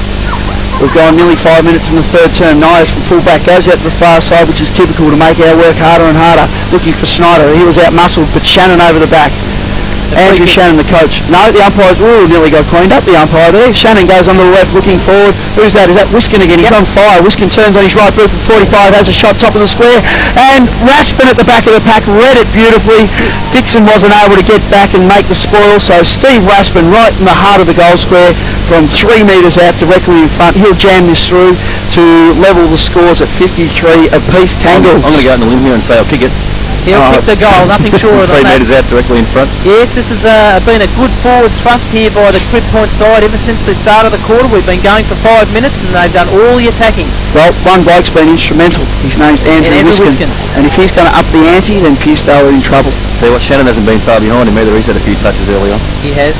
So Raspin from 7 metres out directly in front. He'll kick it from about 4 metres out. Comes in. Goes bang, and he's kicked it to about 40 back beach. So we'll take a break. Crib Point, 7 goals, something, 53. What's that, 7 goals? 8 goals. Oh, 8 goals. 48 goals. We've lost the scoreboard. It's all tied up here at Rowley Reserve. We will take a break on 3RPP, the voice of Peninsula football.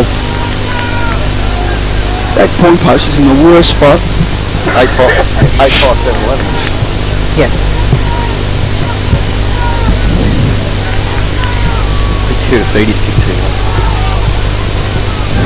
Does that surprise you, Doug? No, not surprising to me. He's still on the ground. He's facing. Oh, thing's been played. Right, that's all tied up. I'll take it.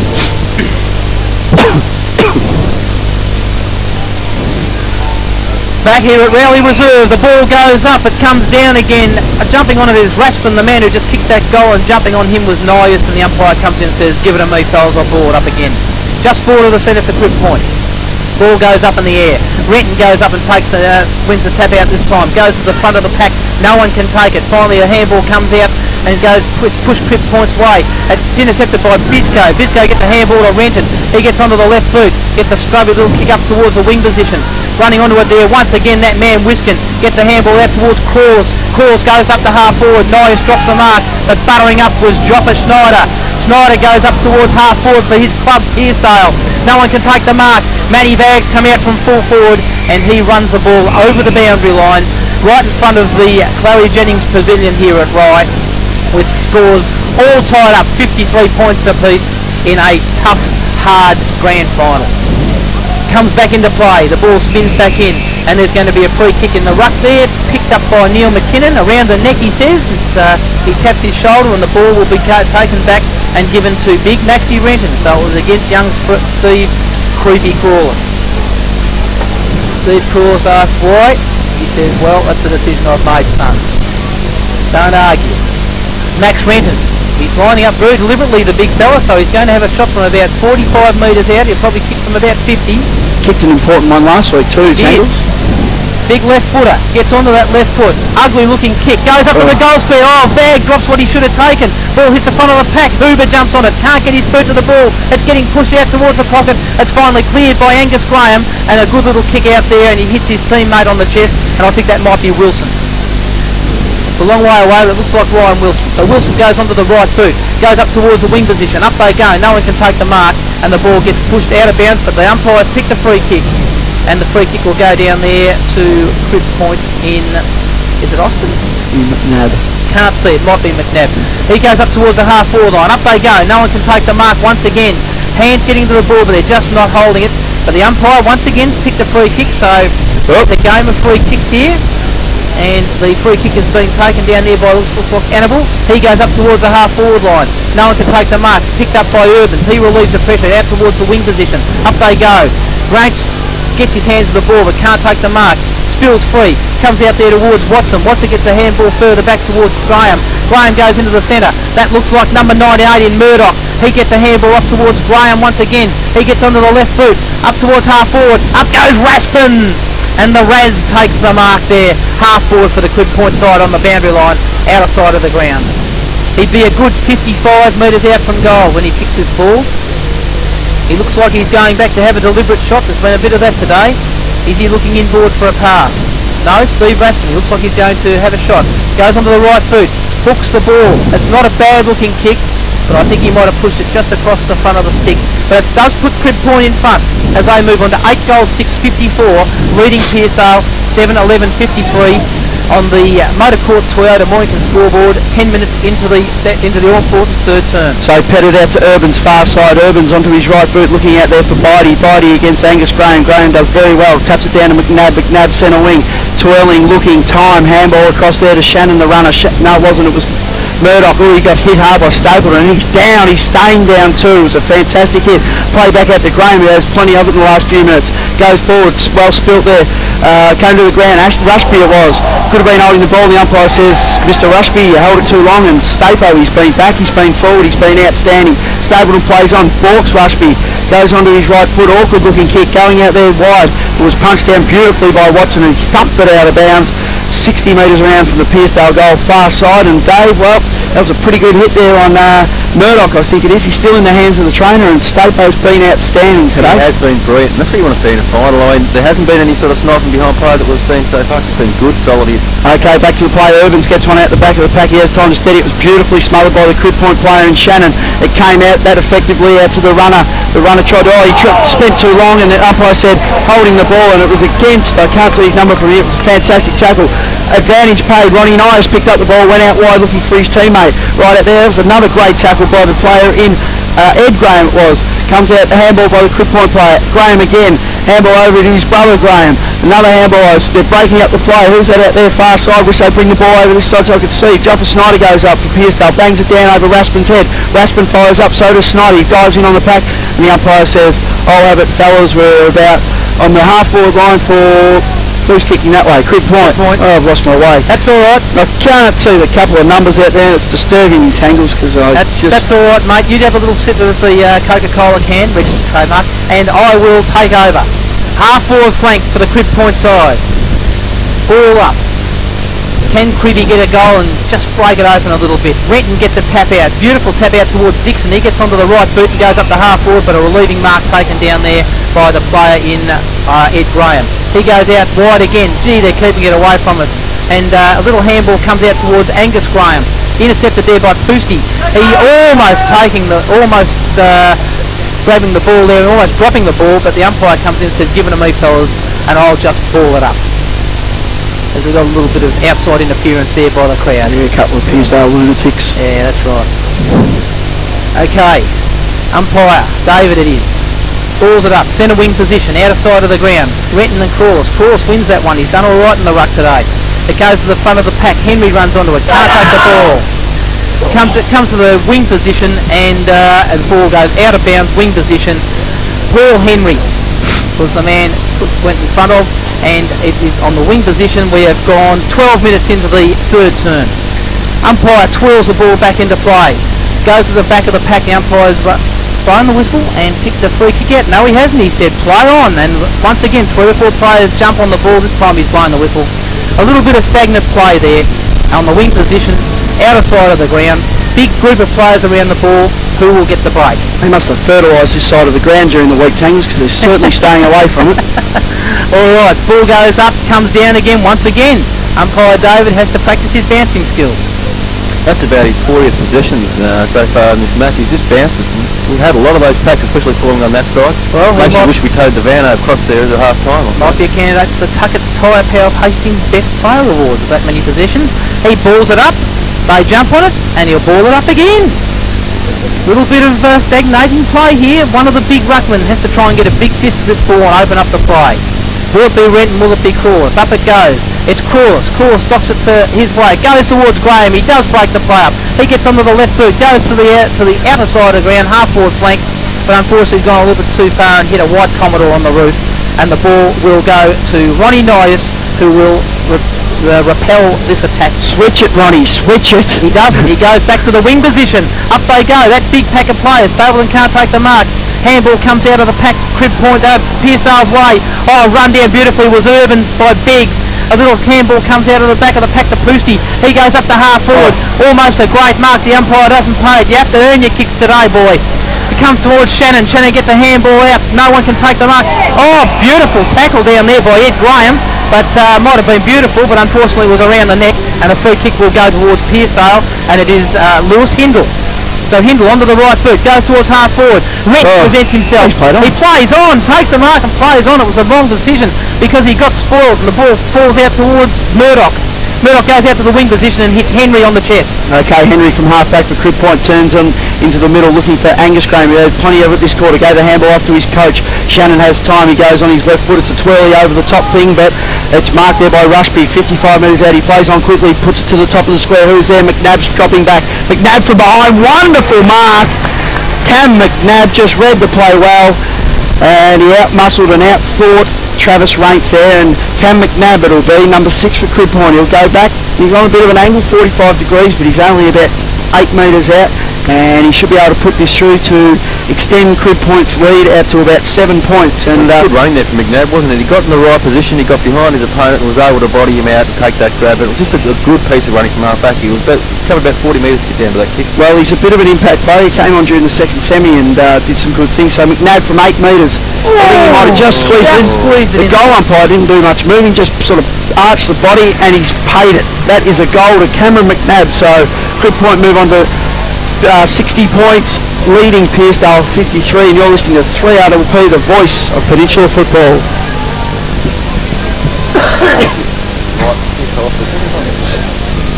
We should have a rope around this van. We should have a rope around the van so they can't stick their heads in and do that. No, shut the door. McNabb. Who kicked the goal for Pearcedale before? The 4th goal. At the 8th goal. You've got, oh, I've missed it. 5, 6, 7. Yeah, I missed it too. Shit. Up they go. I'm missing one for Crib Point. I've got all cribs. Well, Pearcedale and kick 7. Take it. Okay. Okay, back here, rally reserve. The umpire said you did not even try to get it out there, Pearcedale player. It was Ronnie Nyes who was over the ball. So the player in Beggs, I believe, will go back. He just stood over him and said he's not even trying, umpire. So Shane Beggs, oh, Ronnie Nyes has just dropped someone behind play. It was Annabelle who was getting up in his face and he shoved him in the chest and said, move away, Dwayne, please. And just let him know about it. So Beggs it is from 25 metres out, 45 degree angle. Pearcedale's not a good player to have it really, Beggs, is he? He's a pretty good kick to go. He's a pretty good kick. Are you going to back him? What's he done? He's pushed at it, but I think he squeezed it in. Another little squeezy one. So Crib Point, 2 quick goals and they've extended their lead. They're out to 10-6-66, leading Pearcedale 7-11-53. And Dave, well, 2 goals in 2 minutes and suddenly the scoreboard opens up, the play opens up and the umpires decide that they'll pull a free kick like that out and things start to go your way. But one thing, the umpires haven't been scared to pay free kicks in the forward line, which is good, I think, in a way, because, I mean, if they're there, you've got to pay them. And, but 13 points, we said a similar thing in the second quarter when Cribby got about that far ahead that Pearcedale were looking in a lot of trouble. They are now, but we're not going to write them off. That's what they did in the second. Okay, bit of bumping and grinding out there on the centre wing. Wiskin it was, cleared it out of there. Ranks was disposed of, but Bisco ran past McNabb and let him know about it. So McNabb, the MVP, stabs forward looking for Raspin, and temper's just getting a little frayed here, Tangarangaray. I would say that Crib Point have just upped the ante here out of the centre, and they are looking the goods at the moment, and Raspin will go back from 30 metres out, almost directly in front, and this could be just about the one that I won't declare it. Listeners, That turning. started pretty ominously there. 66 to 53 as Raspin comes in. And, He pushes it. Has he pushed it enough? It's in. He's happy with it. He's pretty happy with it. It's in. And the umpire's happy with it too. So Steve Raspin whacks through his second goal, and they move on to 11 goals 6, 72, leading Pearcedale 7-11, 53. And I reckon that Crib Point have just upped the ante enough, and the legs might be getting a little bit weary for Pearcedale after two very hard finals. And again, I'll say it again, he came on in the second centre. Is he your love child or something? Well, I'm actually quite impressed with him. He comes on, he pinch hits. Chunky little bloke like you, and you just like him, don't you? Yeah, he's a handy footballer. Back in the middle, Renton versus Corliss. Corliss starting to jump higher. Whiskin again, he's been outstanding this quarter. Rushby stands under the ball with courage, and he'll get the free kick. Dan Rushby it was, he had to stand his ground, he did very well. He's got players running behind him, so Rushby 80 metres out, slips over, now he pops a hernia. Oh, but Raspin, my goodness, he's 4 metres in the clear. He left Ronnie Nyers for, I don't know what Ronnie was doing, so Stevie Raspin, he's up the ante this quarter so too. Raspin's been a useful addition to Crib Point, wouldn't you? Yeah. When he's, after he's come back. He's a big man, Dave, and look, he's How did he find that much space though, must have? Well, I think he just ran from behind there, and there was a little bit of a muscle in front of him, and he just stepped in front of it. well, it's footy smarts, I think that some people call it. So Raspin from 35, he'll go back and I reckon he'll kick this. He's poked at it though. He's happy with it. And Crib Point and Steve Raspin go further ahead. Raspin kicks his third, and you're listening to 3RPP, the voice of Peninsula football. She gone. No. I was just looking at pitch there, and pitch judge, well, I'm a good judge, aren't I? Got no idea. They're dominating out of the centre now. Oh, Wiskin's been outstanding. Cross, jumping higher. There he goes again. I'll take it. Under extraordinary pressure is Pearcedale as the ball gets fed out of the centre by Henry. Running onto the ball there was Angus Graham. He gets onto the left boot, goes up to half forward again for Crib Point, but a saving mark down there to Josh Baird. So they're under extreme pressure now, Pearcedale. Can they come back again? Baird goes out to the outer side of the ground looking for Stapleton. It comes to the front of the pack, picked up there by Bidey. His kick is smothered. Stapleton's been fantastic all day, gathers the ball, and then he's jumped on by a couple of players, and Angus Graham goes, "Come on, umpire," was a free kick. But umpire Rowan David said, "Just go back to your spot there, Gus, and I'll ball it up." Time for Pearcedale to make a stand here. This is what they're going to do. Any more of a lead, and it looks like it's too much. Oh, I think it's almost too much already, and I've said that on air. Ball goes to the front of the pack. Little stubby kick comes out. Crib Point's way. Two Crib Point players waiting for it. Picked up by Wiskin. Handballs up towards Shannon. Shannon has a ping at the goals, but he couldn't get one that time. It was only a behind, but an important one. 12 goals, 7 I believe. Plays 7 goals, 11. We've gone 21 and a half minutes into the third term. Pearcedale must score a couple of goals before three-quarter time. Nyers comes out to the members' side for once, and up they go, and Sean Brown takes a good mark. Handball off towards Raints. Raints gets onto the left boot, goes inboard looking for Pearcedale, and Pearcedale takes the mark. He plays on, gets onto the left boot, goes up looking for Vag. Vag behind his man there. That ball gets punched away by Smith and out of bounds in front of Matty Vag, and it looks like that the Crib Point players have got plenty of run left in their legs, Dave. Yeah, it does, but just Pearcedale, all they're going to do is just try and curb that dominance in the midfield. If they get it up to their forward back, doing a pretty good job down there. He is. Ball gets thrown back into play. Tapped down, or tapped by Renton. The ball, fresh air shot out of the pack there by a Crib Point player, and the ball dribbles over the boundary line, and there'll be another throw in right in front of the Clary Jennings pavilion. And I'm sure Clary would be very happy with what he's seeing here. Grand final in the PN division. Ball comes back into play. Breton gets the front position, but beautifully sharked out of there. I think that might be by Murdoch. He onto his hands and knees. The ball gets the handball out, but it goes towards Irvins. Irvins goes into the forward line there. There's a little bit of a to-do behind play. It's picked up by Angus Graham. Running out. Oh, well done. Ed Graham ends up with the ball and goes into the centre of the ground. No one can take the mark. Beautifully swooped on down there by Shannon. Shannon gets the ball. Left foot out to the outer side of the ground. Running out there is Biggs in front of Baird.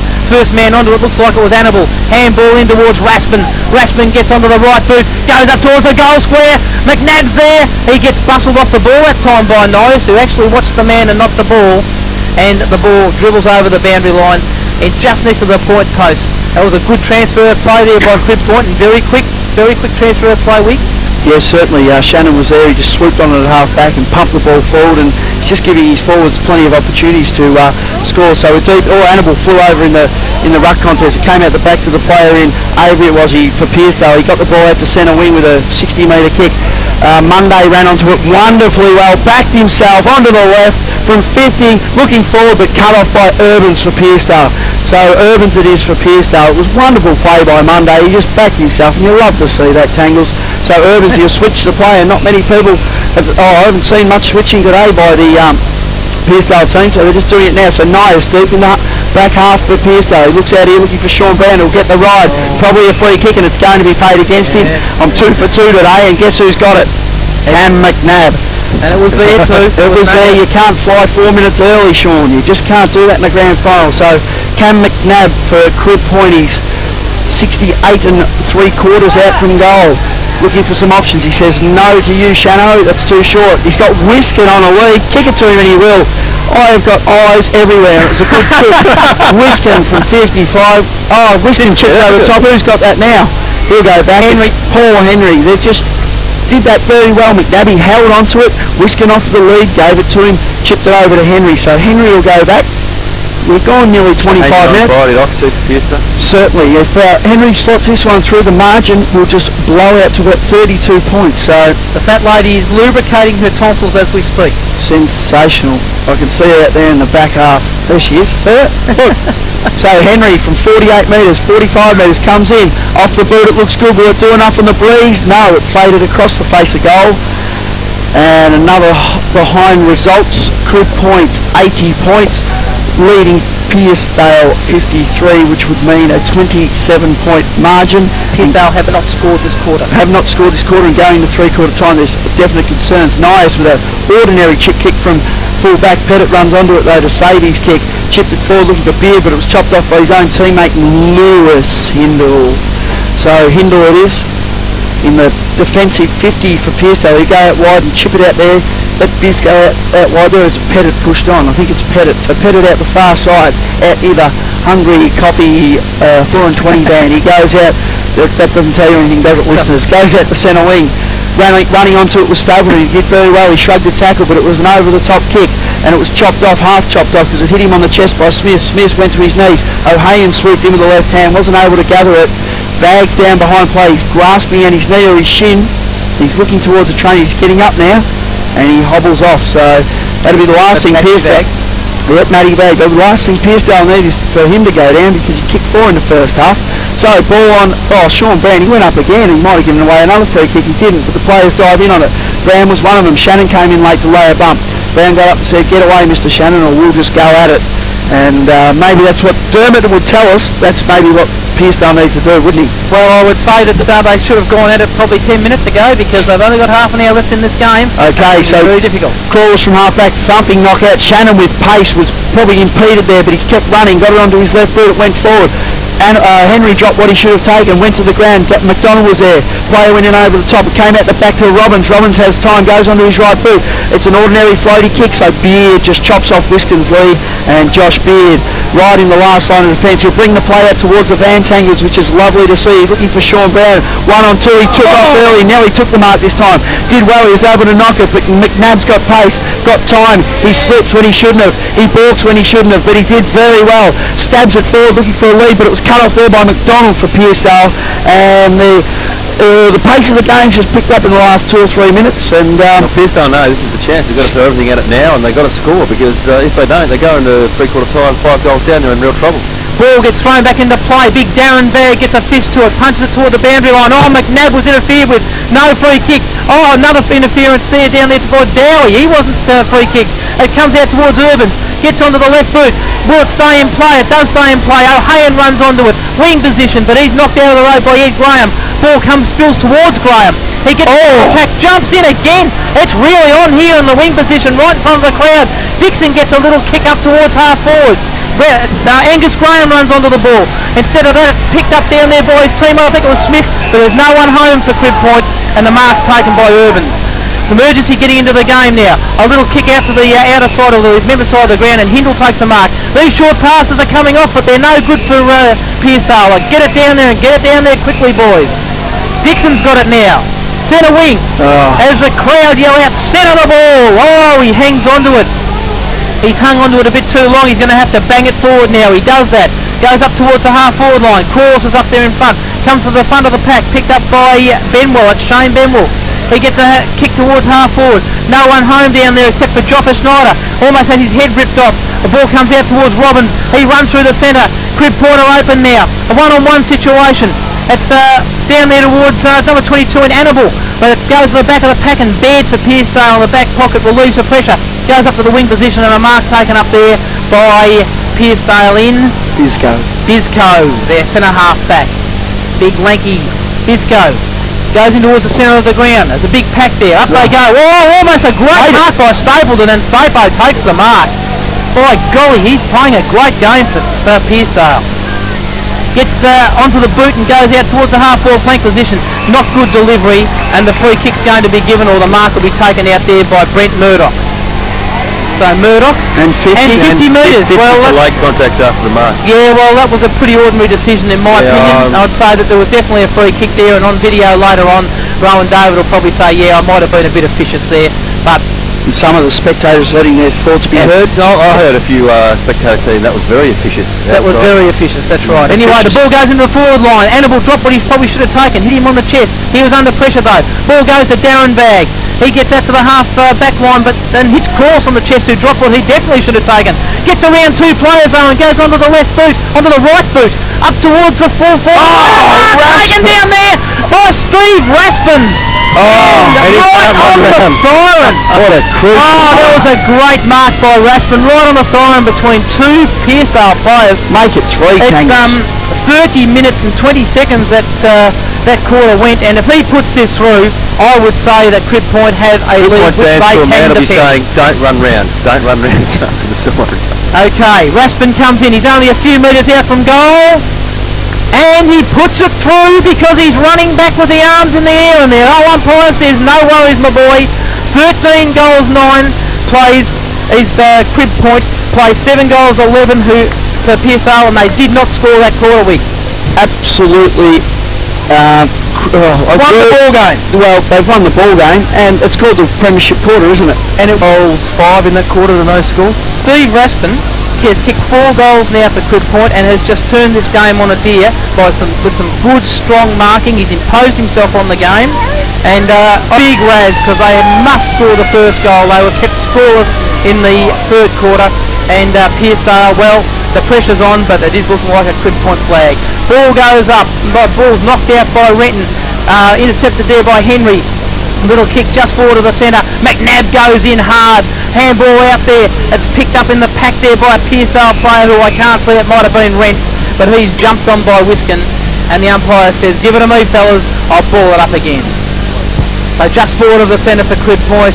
A goal to Crib Point would just about seal it, and I reckon there'd be champagne corks almost ready to pop in the Magpie camp. Well, if the goal to Crib Point now, it'd be all over. I reckon I'll prepare to call it right there. I just said that. Neil McKinnon whacks it up again as the ball gets picked out. In goes Dixon, the captain, trying to inspire his troops. A little handball comes out towards Schneider. He's just besieged by Crib Point players. It comes out of the pack there, up forward. A beautiful snap out of the pack there by Crib Point by Andrew Wiskin. And he just goes bang! And another goal goes on board as Pids just goes, well, I'm a good judge, aren't I? 14 goals, 8, and they've cracked the 92 points. and with poor old Pearcedale stuck on 7:11:53, and I don't care what anyone says, the two hard finals that Pearcedale had against Crib Point and then Bomb Beach have taken the run out of their legs, Wig. I believe that you are correct, Tangles, and a few heads just starting to drop, which is not a good sign. Look back in the middle, we've gone nothing because our clock wasn't started, but we've gone about 3 minutes, so it doesn't matter. Ball comes out the side, Ed Graham runs on with his right foot. Ball comes out the range, we've got a handball across there, no one in particular. Comes out the back, Wiskin's there. Oh, plays bogged up. Shannon did something over there. It was fantastic because the ball went their way. Running onto it was the player in Dowley, I believe. Raspin picks it up beautifully, like a rover. Gave it over to Reynard, who rode the bump, but it spilled out to Angus Graham on the left boot from 48, floating back. Pearcedale player turns, it's going to bounce through, it has, or it's going to be a free kick. I think it might have been. It could be a goal clear. Angus Graham from 48 metres has just extended the lead and blown the doors right open. The lid's come off the caravan, the windows are broken, everything's gone berserk. So Crib Point have absolutely blown this out to move on to 101 points, and Pearcedale stuck there on 53 points. And the big question now is if Pearcedale can salvage some pride, or if they can even score, I reckon, Tangles. That's exactly right. What do you reckon, Dave? Oh, look, yeah, they're hard. All right, ball back in the centre here. Umpire pushes down. Pride for Pearcedale now. It gets tapped down there by Cross. Goes out towards the side. Once again, Wiskin. He must have leather poisoning by now. Gets onto the right foot. Goes up to half forward. Baird runs onto the ball, but runs it over the boundary line. And the umpire will come in on the outer side of the ground. Half forward flank for Crib Point and ball it back into play. You got a feel for Matty Vag down here. He's done everything required of him, kicked 4 goals. Peter Stapleton's been a power of strength at centre half forward, but just not getting down there. It's knocked out by Renton. It's knocked down towards the wing position. A good knockout in front of the players, but who jumps on the ball? Andrew Wiskin once again. A little spear pass up towards half forward. Time. Gets the ball towards Annabelle. Annabelle gets onto the right foot. Swings around into the goal square. McNabb! Great mark! Cameron McNabb! Oh, leaning back. He just put those mitts up. He must have super glue on him or something because the ball just stuck as he hit the ground, and the umpire picks it up and throws it back to him, and it bounces off his hands this time, but he won't care because he's going to have a shot for goal. He's on a very acute angle right next to the point post, but another shot for goal for Crib Point, and as long as it's down in that half of the ground, it won't matter. Cam McNabb. Wiggy's all excited. His little bottom lip's shaking here. Will he put it through or not? Cameron McNabb. All it is, Brad, I'm going to explain this to you. I've got a wonderful eye for talented footballers. That's all it is. He comes in, puts it onto his boot. I think it might have gone across the face of goal for behind. Yes, it has. As we all let out a collective sigh, and 15 goals 10. Crib Point doing all the attacking. Lead Pearcedale 7 goals 11. And yeah, she all over, unfortunately, for Pearcedale. Nyers just bangs it out of goal. That's almost hit the wing position, and Vags come up from full forward and taken the mark. He handballs it back towards Dixon. Dixon gets another handball towards Irvin. He runs around 2 players, including Reinhardt. Goes into the centre of the ground looking for his teammate there, and the mark taken down there by number 22 in McDonald. He goes up towards half forward. It goes to the front of the pack. It's picked up by a Pearcedale player. Poostie's in there. Dives on the ball, but he's besieged by Crib Point opponents. And the umpire comes in and says, give it to me, right on the 50-metre line. I'll ball it up. It's into the Pearcedale forward half now. They must score. Matty Vag had to come up and take that mark almost on the wing position. He drops back into the forward line. Up goes Renton. Renton gets a beautiful tap out towards Urban. Urbans can't get through the pack. And the umpire says, no, give it to me, I'll ball it up again. See, if Urbans had got through that pack, then he might have had a ping at the goals too. He threw that ball back with a bit of gusto at the umpire. He certainly did. Ball goes up once again. This time Cross gets the tap out. It goes towards Henry. Henry gets a handball further on towards Shannon. It ends up with. He gets onto the left boot. Goes up towards half forward, and a beautiful spear pass hits his teammate Reinhardt, who must be playing on the half forward flank now, or centre half forward, on the chest. In front of Travis Rentz, who just hasn't been himself today. He goes into the full forward line. Oh. They go! And there's going to be a free kick picked out here. No, it's a mark. Well, somebody went up for 4 acceptances, but Annabelle, is it Annabelle? No, it's not Annabelle. Who's that? Dowie.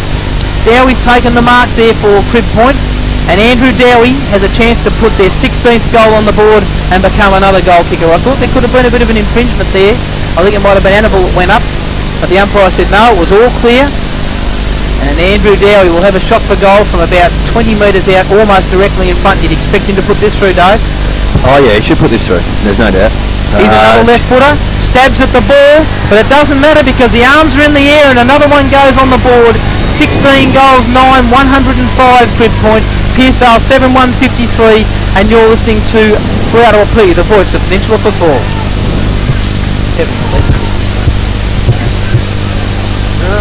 Footy. Tide Jack 7, lose by penalty. He's not right. Who? Computer's done his knee. He's not right. Serious? Carried off on the trip there, so the play was stopped for about 5 minutes. Well, you can say that. Come back.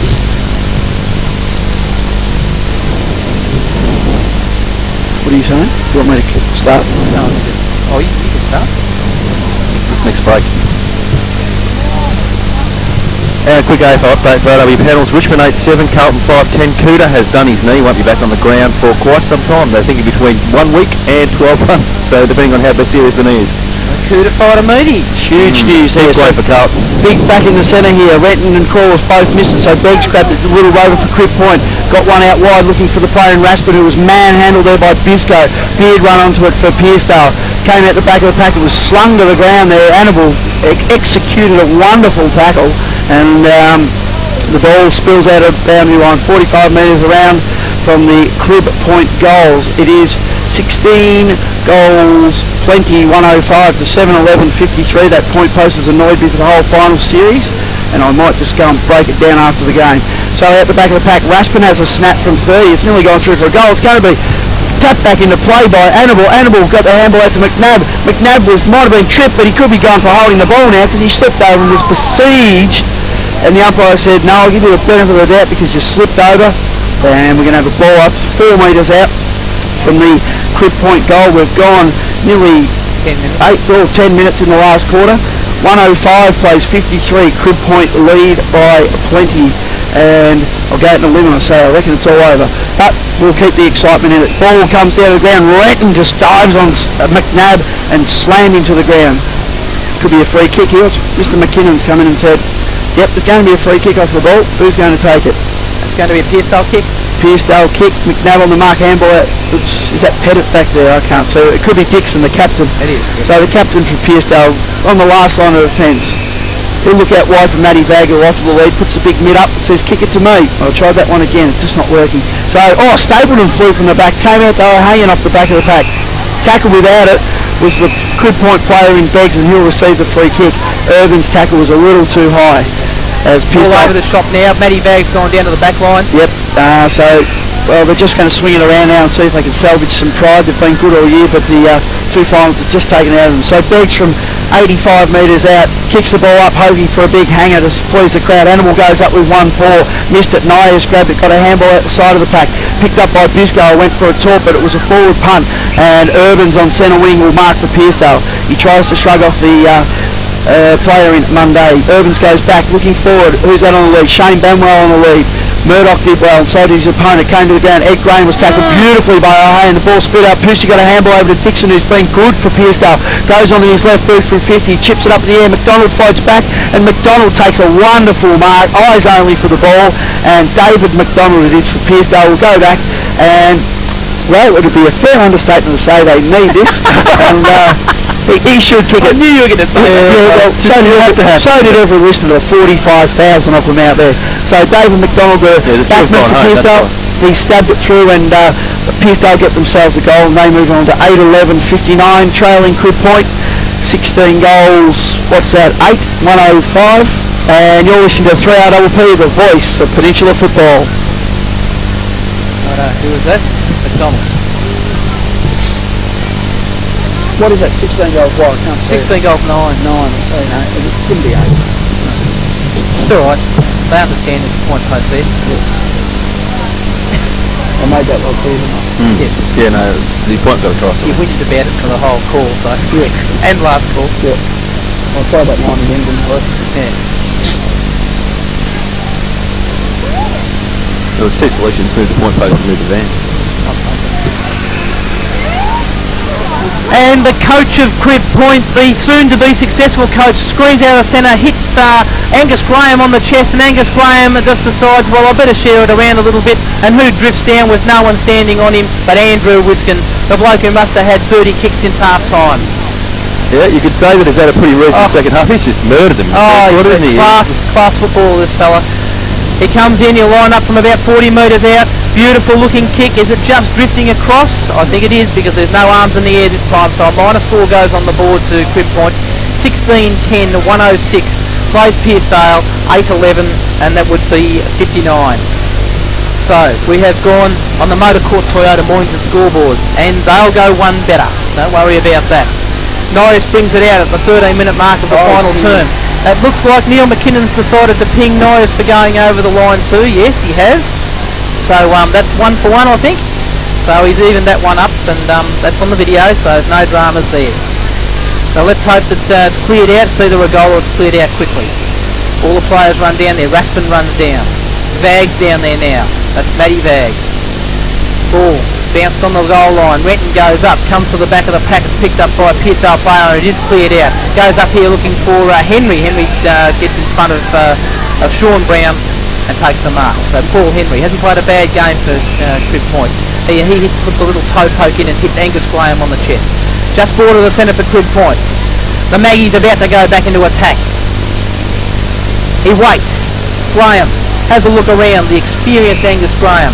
The umpire says, get on with it, son. And he does do so. He goes out towards Course, who lumbers after the ball. A bit young to be lumbering, but he is lumbering. He gets the handball out towards Dowie. Dowie goes into the forward line, and who takes the mark? But big, strong Steve Raspin. Raspin goes back. Ball in one hand. Strong grip on it. He'll have a shot for goal from about 40 metres outer side of the ground to try and put Crib Point 17 goal on the board, and a little bit of icing on the cake. A bit of an impact player, Raspin, wasn't he? I didn't see much of him in the first half. That third quarter was one of the best third quarters you've ever seen before. He hadn't been playing for about 6 weeks, Raspin, so he's come back at the right time. It's a helicopter punt, and it falls into the goal square, and the mark's taken down there by, I think that's Ronnie Nyers. So, is it Nyers or Irvin? So, Shane Irvin's dropped at the front of the pack. He's tried hard for Pearcedale. He goes to the outer side of the ground again looking for O'Hayan. O'Hayan, actually it's about centre half back, and he takes a good grab. Goes into the centre of the ground to a loose one down there, and that's Avery, and Avery takes the mark. Brent Murdoch tried to take it off him, but Avery grabs the ball. He goes it towards centre half forward, looking down here for his teammate up there in Stapleton. Can't take the mark, falls down there towards Shannon. He gets a handball out there towards Dowie. Dowie goes to the wing position, and the mark's taken out there for, I think it might be Reinhardt, is it? Can't quite see who that is out there. He goes into towards half forward for Crib Point. Up they go, and Annabelle goes up, can't take the mark. Umpire says play on. Ball cleared out towards Poosty. He runs over the ball, Poosty, and it is cleaned up by Henry. Henry, a little toe poke in towards half forward, and a good mark taken there by Canavan McNabb. So, Cam McNabb on the chest. He's a tough looking piece of work too, don't worry about that. Looks like he might be just thinning out on top there a little bit, but it won't worry him tonight because it'll be full of beer and champagne, I'd say. Cameron McNabb. Umpire comes in and marks the spot where he's got to kick it from. It's going to be a good 50-metre kick once again. We'll have a good view of this. He's kicking to the scoreboard into the ground. Direct shot at goal. Once again, a little bit of icing on the cake. McNabb's already kicked one today. Direct shot at goal. Comes in, puts it onto the boot, kicks it straight into the man on the mark in Nius.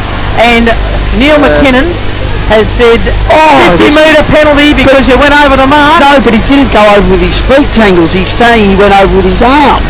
Well, what's the rule? Well, that's just a ridiculous decision. The rule is feet. It's a ridiculous decision if that's the case, but we weren't out there, we can't hear it. But anyway, that's the decision that's been made. It's a very frustrating decision for the Pearcedale players.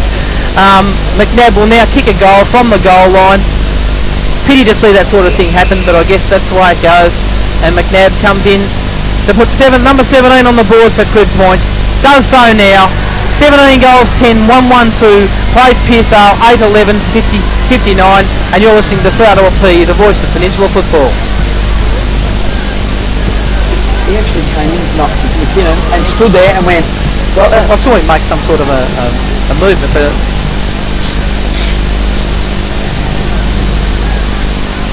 you don't like to see that sort of thing, do you? I mean, it's that's umpire's influence in the game, whether it's fair or not. I mean, it's a pity that sort of technicalities are in the game, but they are, aren't they? Probably blemished for him, but it's the game. Oh, yeah. Oh, yeah. I think umpire, Ryan Davis has been excellent. He's been great recently. Okay, back here at Rowley Reserve, Beggs gets it out the middle to Shannon, the coach at Crib Point, who tried to duck it, but he couldn't. Oh, well, he ball flipped out, and the umpire said, play on Pearcedale, so the ball goes forward. But it's all Crib Point back there, and the player's Murdoch. He's got time, so he floats around, kicks it out to centre wing, far side, where the player will mark it. The player being, can't see his number, 40, could be Monday. Monday goes into coach Shannon. Shannon on the left foot, looking forward for Raspin, though, but Annabelle floated back beautifully. Was it Annabelle? No, it wasn't. I've lost the plot. It was Avery. Barry. Gave a handball off to Angus Graham. It was chopped off wonderfully well by Dixon, the Pearcedale player. Someone was taken high there behind play, so Whiston said, don't worry, I'll get the ball and get it out to Reinhard. Reinhard tried to duck 3, 4, 5. Ball hit the ground. Players go in. McDonald was tackled wonderfully well there, and we'll have a ball out 40 metres out directly in front. Up front of your panels, just get this butt in there. 9-7 to 6-10. Richmond just kicked the goal to go to 9-7. 31st minute of the third quarter. Are you going to call that one, Dave? Absolutely not. So, ball up. Oh, no. Reinhard went up, tapped it down. Schneider went through for Pearcedale, but didn't take the ball. Big Rag took the ball and gave the handball out. But Shano's there, twirling forward, punt. Pushed out of it was Pettit. The ball bounced up in the air, top of the square for Crib Point. Who's that? McNabb ducks, weaves, balks, dances, and could have kicked it. Cameron McNabb, you'll be empty! Can you believe that, listeners? I got the call that. Cameron McNabb, I called him the MVP, and he slots through his third. And Crib Point, well, I was waiting for some more. They're home. Like, oh, that was a McNabb with the life, you know. That's their 18th, and they move on to 118. Sorry, Dave, I'm talking over you. 118 plays 59, a margin of plenty, because I can't be bothered adding up. It's too late in the day. We've gone 17 minutes. It's all over Red Rover. Let's hope Pearcedale can kick a quick 6 to stir the crowd up a bit. I just need another 10 in the next 3 or 4 minutes to get right back in. All right, back in the centre, Vag versus Crawlers. Crawlers goes up, but Vag timed it beautifully. Could have been taken high, the player there, and I should be an umpire because he got it. And his name was Ben Avery for Pearcedale. Right in the middle of the ground, Avery onto his right boot, looks out wide for Sean Brown. Matty Vag backs back in the back. Over the top, wonderful mark, Paul Henry. He's been good since going back there, and well, he's got a big sticker on the left shoulder, and that'll get plenty of attention tonight, I'd imagine. Don't know why, but just might. 57, Michael Smith from half back.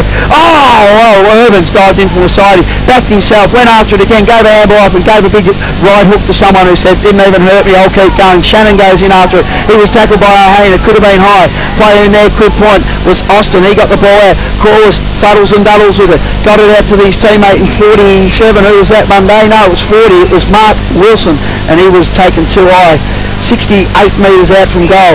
It's Wilson. He goes onto his right foot, stabs it out towards Annabelle on a lead. Dropped it. Probably should have taken it. Swept on there by Reinhard. Annabelle goes back in after it. Picked it up beautifully. Gave a handball out. I'm spitting all over the joint. Turned the windscreen wipers on Fred. Ball goes in and Reinhard takes a mark 22 metres out from the Crib Point goals, and I'm filling up here. Dangles for takeover.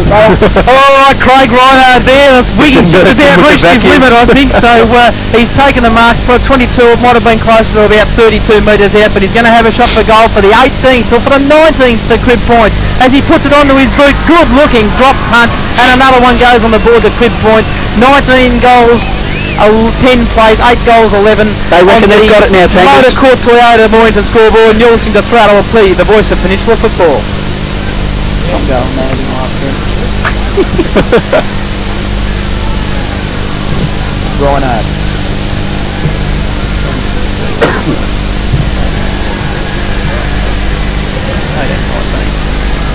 See, they're bolting now, aren't they?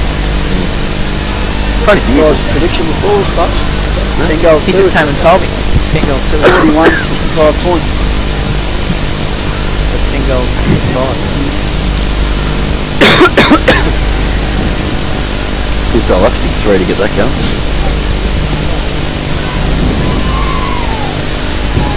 As out of the centre, there's a chain of handballs that ends up with Stuart Posty, and Posty bangs through a belated goal for Pearcedale. So that little piece of play we missed, but Pearcedale move on to 9 goals 11, and that would be 65, trailing Crib Point, who have just absolutely blown this game to smithereens. 19 goals 10, 124.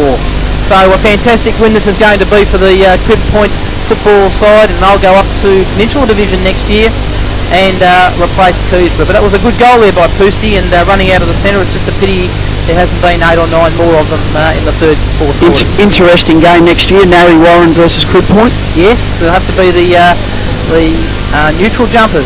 Ball's up in the middle of the ground. Running out of the centre there was Urbans. Urbans grabs the ball and he's besieged by Crib Point players. 2 or 3 rough tackles in there, but it finally comes out towards Shannon. Little toe poke towards Shannon, and then a handball off to Graham. Graham gets a handball further on. I think that might have been Austin. He doesn't actually get a good clean kick to the ball, but Wiskin, fantastic effort by Andrew Wiskin. And he grabs the ball, and you've got to pay the player going the ball umpire instead of paying the man who was the tackler. But in that case, it was the tackler, so a free kick went across to Ronnie Nyers for Pearcedale. He relieves the pressure, and up goes Cribby. Cribby Corliss, and he takes a good mark, good strong mark on the wing position. Big Steve Corliss goes in towards centre half forward for Crib Point. Up they go, no one can take the mark. Comes down towards Josh Baird. He gets dispossessed. It comes across towards Reinhardt. Reinhardt, little handball towards Wiskin. Wiskin lines up goals, and Andrew Wiskin, thanks for coming as he does the big swan. He's running to the crowd. He's running all the way to the crowd, Andy Wiskin, and he's going over for a hug and the high fives in the crowd. That's what we like to see, Wick. Oh, I absolutely love it. That's what we like to see. He's run 40 metres to high five. I'm so envious of that man right there running to the crowd and playing up, because they've paid their $10 and he's giving them value for money. You're listening to Frauhall P, the voice of Peninsula football. That was great. That was great. I think Jack Mark what's up. Yeah. That's fine. Oh, He's played a blinder with him. Yeah.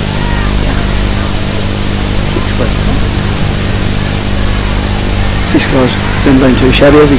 Bassman's going to kick him on. No? There's all over the... It's going to be 75 points. The fact is, if Pearcedale had a kick straight at the start, it would have been close to that time.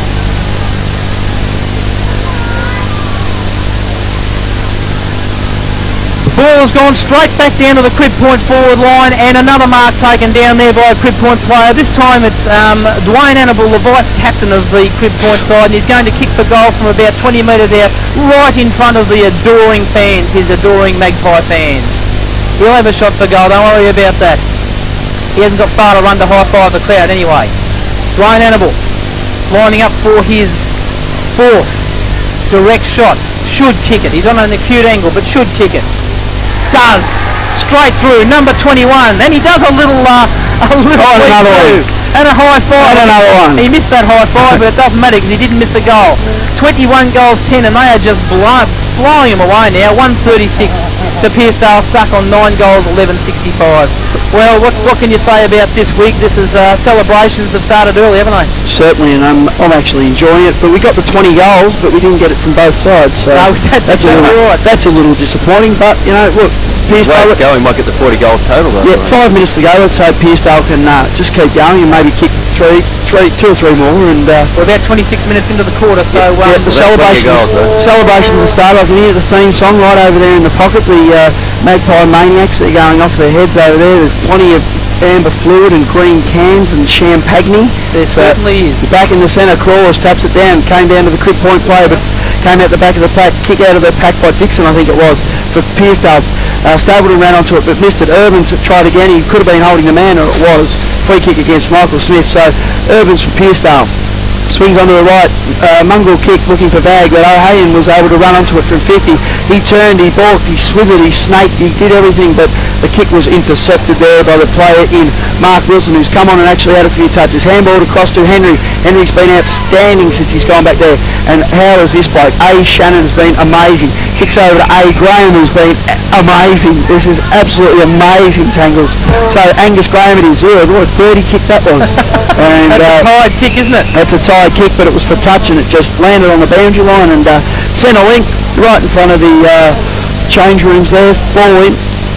So Vag versus Corliss in the ruck. What can Vag do? He gets the big mitt to it and taps it straight back out of bounds. We've gone 25 minutes, and this is the DNA South Eastern Science Grand Final, and it's all over Red Rover. Crib Point by absolute truckloads. What's that? 35 and 36 a week or 71? Will that be right? Yeah, pretty quick. Yeah, pretty good. And so we're back here in the play. Vag up versus Corliss. Vag got his hand on it. Came to O'Hain and forked one. Put it onto his right boot. It was a scrubby kick out here towards Beggs. Beggs just tapped the ball. Smart play there by Shane Beggs. And he just saw the ball over the boundary line right in front of the 3RPP commentary band.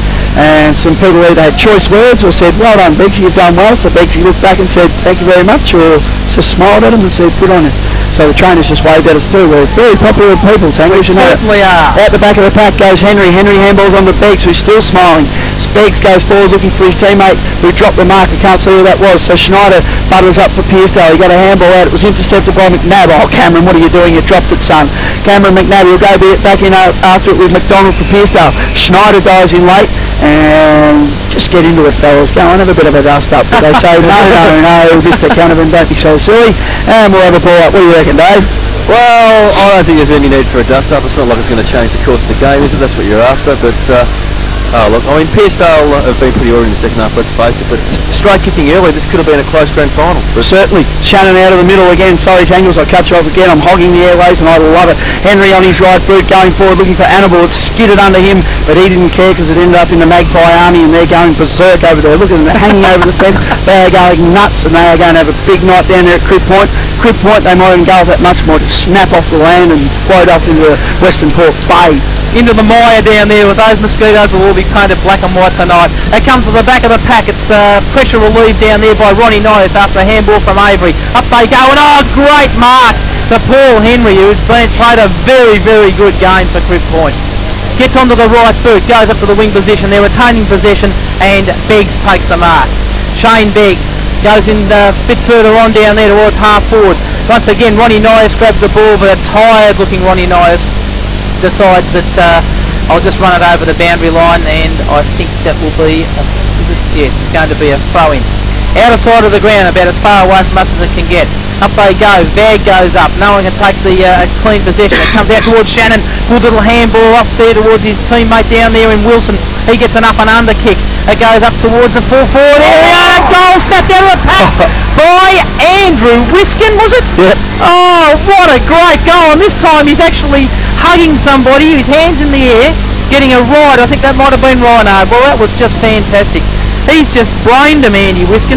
And, look, I don't know. Tangles, the way these celebrations are progressing, we're going to go from what this would be an afternoon G time slot to somewhere around about AO, I think, by the end of the game. It's starting to tell as they start planting the sloppy wet kisses on each other before the siren. We might have to just go to the studio for a quiet break. But that was a fantastic effort there by Wiskin. Once again, an opportunist goal. The ball hit the deck. He's in the middle of the traffic, grabs the ball, but he has the poise to steady and bang it through. And I mean, that's what we come to the footballer watch, isn't it, we?